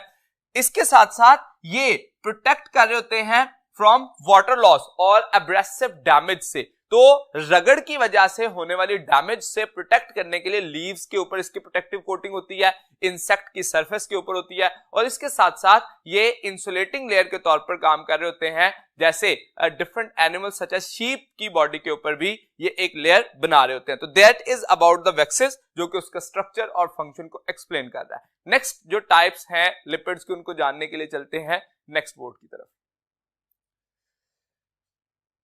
अब वैक्सेस और जो एसाइल ग्लिसरॉल है, इसके बाद थर्ड जो मेन लिपिड की टाइप कंसीडर की जाती है दैट इज फॉस्फोलिपिड। ये स्ट्रक्चरल रोल प्ले करती है, जैसे एसाइल ग्लिसरॉल को हम सिंपली कह सकते हैं वो स्टोरेज रोल प्ले करता है, वैक्सेस प्रोटेक्टिव रोल प्ले करती हैं और जो फॉस्फोलिपिड्स हैं ये स्ट्रक्चरल रोल प्ले कर रहे होते हैं। फॉस्फोलिपिड्स बनते कैसे हैं? तो phospholipids are actually derivatives of phosphatidic acid. और फॉस्फोटाइडिक एसिड कैसे बनता है? जब एसाइल ग्लिसरॉल में थर्ड कार्बन पर जो फैटी एसिड की अटैचमेंट की बजाय फॉस्फोरिक एसिड अटैच हो जाए तो फॉस्फोटाइडिक एसिड बनता है। जैसे यहां पे देखिए ये हमारे पास एक स्ट्रक्चर मौजूद है, तो इसमें ये कार्बन नंबर 1 था, ये इसको अगर हम कंसीडर करें कार्बन नंबर 1, कार्बन नंबर 2 और कार्बन नंबर 3 ऑफ ग्लिसरॉल, इसके साथ अगर कार्बन नंबर 3 की पोजीशन पर फैटी एसिड की बजाय फॉस्फोरिक एसिड लग जाए, अब यहां पे भी मैं उसी को ही काउंट करता हूं, कार्बन नंबर 1, कार्बन नंबर 2 और कार्बन नंबर 3। तो जब हम कार्बन नंबर 1, 2 और 3 को कंसीडर करेंगे तो थर्ड कार्बन पर फैटी एसिड की बजाय फॉस्फोरिक एसिड लगे तो कहलाएगा फॉस्फोटाइडिक एसिड। अब ये जो फॉस्फोटाइडिक एसिड है इसके साथ जब अटैचमेंट होती है नाइट्रोजनस बेस की तो उससे बन जाता है फॉस्फेटिडाइल कोलीन, या इसको फॉस्फोलिपिड का नाम दिया जाता है। तो इसका मतलब एक ग्लिसरॉल, 2 फैटी एसिड और इसके साथ फॉस्फोरिक एसिड और नाइट्रोजनस बेस। अब ये नाइट्रोजनस बेस जो है वो एथेनॉल अमीन हो सकती है, कोलीन हो सकती है या कोई और हो सकती है, और उस बुनियाद पर फॉस्फोलिपिड का स्ट्रक्चर भी बदल जाएगा। तो यहां पे जो एक फॉस्फोलिपिड बना इसको हम लेसिथिन का नाम भी देते हैं या जनरली इसको नाम देते हैं दैट इज अ फॉस्फोलिपिड। ये फॉस्फोलिपिड जो है ये स्ट्रक्चरल एस्पेक्ट से सेल मेम्ब्रेन का एक मेन कंपोनेंट कंसीडर किया जाता है। अगर हम इसका स्ट्रक्चर देखें तो सेल मेम्ब्रेन के अंदर हम इसको रिप्रेजेंट कर रहे होते हैं इस तरह से, एक हेड का रीजन, एक उसके साथ टेल स्ट्रेट मौजूद होती है और एक कंपैरेटिवली यूटिल्ड फॉर्म में मौजूद होती है। तो अगर हम इस स्ट्रक्चर में से देखें कि ये अपीयरेंस कैसे आएगी, तो पर्टिकुलरली ये पूरा रीजन जो कि नाइट्रोजनस बेस, फॉस्फोरिक एसिड और ग्लिसरॉल, ये सारा स्ट्रक्चर जो है वो कलेक्टिवली मिलकर क्या बना रहा होता है, that is responsible to form the head, जो कि हाइड्रोफिलिक हेड होगा। और उसके साथ ये एक जो फैटी एसिड की चेन लगी है that is due to the presence of R group, जिसमें 2 to 30 कार्बन हो सकते हैं, और इसी तरह से ये दूसरी चेन जो है वो होती है जो कि आर ग्रुप की वजह से लॉन्ग हो सकती है।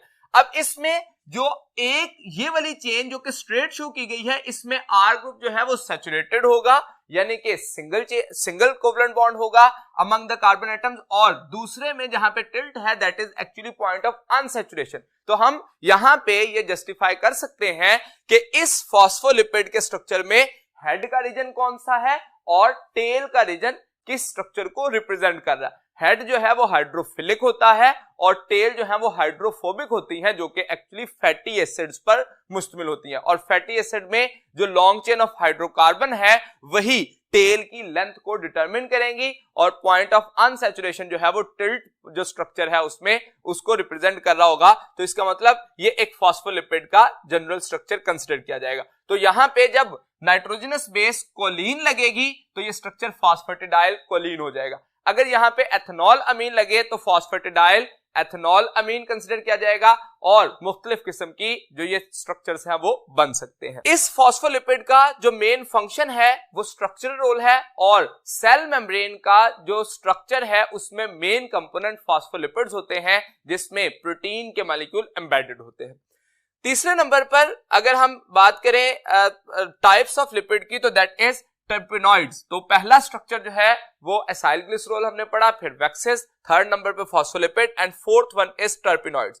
टर्पेनॉइड्स जो है these are actually polymers of isoprenioids, and isoprenioids are actually formed by the combination of many units called as isoprene। तो आइसोप्रीन जो है ये सिंपलेस्ट यूनिट होगा जिसके कॉम्बिनेशन से आइसोप्रीनॉइड बनेगा, और आइसोप्रीनॉइड से फिर टर्पेनॉइड्स की फॉर्मेशन होती है।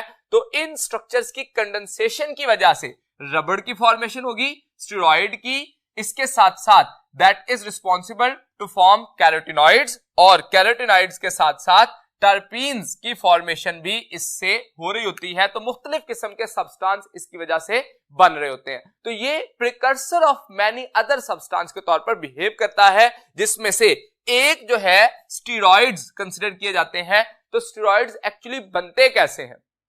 स्टेरॉइड्स का स्ट्रक्चर जो है बुनियादी तौर पर 17 कार्बन पर मुश्तमिल होता है, जिसमें 4 रिंग्स फ्यूज्ड होते हैं। अब ये जो 4 रिंग है, इसमें से 3 रिंग जो है वो 6 कार्बन के होते हैं और उसके साथ एक 5 कॉर्नर्ड रिंग जो है वो बनता है। तो 6 कॉर्नर्ड रिंग के साथ जब 5 cornered ring 4th ring fuse होता है तो एक्चुअली एक स्टेरॉइड की फॉर्मेशन करते हैं। ये जो स्टेरॉइड है, इनकी सिंथेसिस जो सिंपलेस्ट यूनिट इसमें आता है वो आइसोपेरीन यूनिट होता है। ये स्ट्रक्चर जो स्टेरॉइड्स में से एक स्ट्रक्चर जो है दैट इज कोलेस्ट्रॉल, जो कि पर्टिकुलरली स्ट्रक्चरल कंपोनेंट होगा किसका, सेल मेम्ब्रेन का। तो सेल मेम्ब्रेन के अंदर फॉस्फोलिपिड्स होते हैं और इसके साथ साथ स्टीरोल या कोलेस्ट्रॉल जो कि पर्टिकुलरली एनिमल और प्लांट सेल मेम्ब्रेन के अंदर मौजूद होता है, जबकि प्रोकैरियोटिक सेल मेम्ब्रेन में ये नहीं होता। कोलेस्ट्रॉल जो है वो प्रिकर्सर ऑफ इंपॉर्टेंट स्टेरॉइड्स है, जो मुख्तलिफ स्टेरॉइड्स होते हैं, जिसमें खास तौर पर सेक्स हार्मोन्स हैं और उसके साथ साथ बाइल सॉल्ट है। तो इमल्सिफिकेशन के लिए जो बाइल सॉल्ट्स मौजूद होते हैं वो भी पर्टिकुलरली इसी स्ट्रक्चर से, कोलेस्ट्रॉल की वजह से ही बन रहे होते हैं। इसके अलावा जो एक और टाइप लिपिड्स की कंसीडर की जाती है दैट इज प्रोस्टाग्लैंडिन्स, जो कि पर्टिकुलरली हार्मोन्स की फॉर्मेशन कर रहे होते हैं। ये जो है हर मैमेलियन टिश्यू में मौजूद होता है और as a local hormone act कर रहा होता है।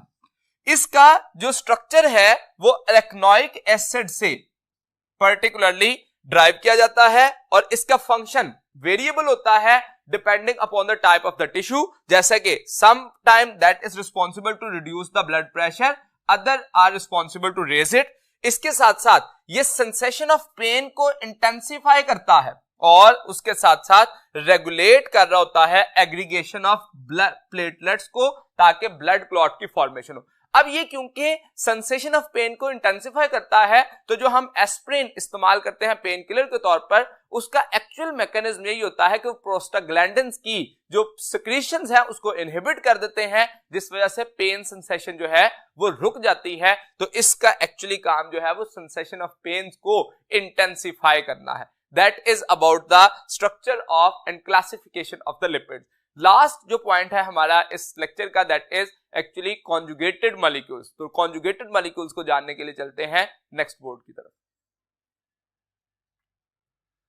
कॉन्जुगेटेड मॉलिक्यूल्स की अगर बात करें तो conjugated molecules actually 2 different categories के मॉलिक्यूल जब एक दूसरे के साथ कंबाइन करते हैं तो इसको हम डिफाइन करते हैं 2 डिफरेंट मॉलिक्यूल्स। पहले तो मॉलिक्यूल्स डिफरेंट होने चाहिए और डिफरेंट कैटेगरीज से बिलोंग कर रहे हो। अब 2 डिफरेंट मॉलिक्यूल का मतलब क्या है, पहले कैटेगरीज की बात करें तो एक लिपिड्स होना चाहिए, एक कार्बोहाइड्रेट से, और उनके वो मॉलिक्यूल भी एक दूसरे से डिफरेंट होंगे तो वो जब कंबाइन करेंगे तो बनाएंगे कॉन्जुगेटेड मॉलिक्यूल्स। अब ये कॉन्जुगेटेड मॉलिक्यूल्स में डिफरेंट टाइप्स हैं, जैसे कि first one is glycoprotein, second is glycolipids, lipoprotein and nucleohistones. तो इसमें अगर हम इसको न्यूक्लियोप्रोटीन्स का नाम भी देते हैं। अब अगर हम ग्लाइकोप्रोटीन की बात करें तो कार्बोहाइड्रेट्स प्लस प्रोटीन्स, ये दोनों स्ट्रक्चर जो हैं दोनों के डिफरेंट कैटेगरीज के मॉलिक्यूल जब जुड़ेंगे तो ग्लाइकोप्रोटीन कहलाएंगे, जो कि अप्रोक्सीमेटली सेलुलर सेक्रीशंस के प्रोसेस में इन्वॉल्व होते हैं। इसके साथ साथ ग्लाइकोलिपिड्स की बात करें तो ये स्ट्रक्चर जो है integral structural components of plasma membrane भी होते हैं। तो ग्लाइकोप्रोटीन और ग्लाइकोलिपिड दोनों ही integral structural component of plasma membrane बनते हैं, यानी कि प्लाज्मा मेम्ब्रेन की आउटर सरफेस पर मैट्रिक्स की साइड पर जब ये अटैच होते हैं तो ये स्ट्रक्चर ग्लाइकोलिपिड और ग्लाइकोप्रोटीन जो कि सेलुलर रिकग्निशन के प्रोसेस के तौर पर ये इस्तेमाल किए जाते हैं। इसके अलावा लिपोप्रोटीन की बात करें तो लिपिड्स और प्रोटीन्स की जो बाइंडिंग है जो structural framework of cell membrane बना रही होती है, तो ये इसका मेन रोल कंसिडर किया जाता है। इसके अलावा हिस्टोन प्रोटीन्स जो कि बेसिक प्रोटीन्स हैं, पॉजिटिवली चार्ज प्रोटीन्स हैं, वो डीएनए के साथ जो है वो अरेंज होकर एक पर्टिकुलर स्ट्रक्चर न्यूक्लियोसोम बनाती हैं और क्रोमोसोम के स्ट्रक्चर को मैनेज करती हैं। तो इनका जो बुनियादी फंक्शन है ये स्ट्रक्चरल रोल के साथ साथ, मतलब क्रोमोसोम के स्ट्रक्चर को स्टेबलाइज करने के साथ साथ फंक्शनल रोल भी प्ले कर रही होती हैं, और वो क्या है, that is regulation of gene expression. तो जीन एक्सप्रेस करेगा या नहीं करेगा वो इनके ऊपर भी डिपेंड कर रहा होता है। तो इसका मतलब स्ट्रक्चरल और फंक्शनल दोनों किस्म के रोल प्ले किए जा रहे होते हैं बाय द कॉन्जुगेटेड मॉलिक्यूल। यहां तक आज के हमारे लेक्चर की डिस्कशन कंप्लीट हुई। उम्मीद है कि मैं अपनी बात आपको समझाने में कामयाब रहा। अगले लेक्चर तक के लिए दीजिए इजाजत। अल्लाह हाफिज।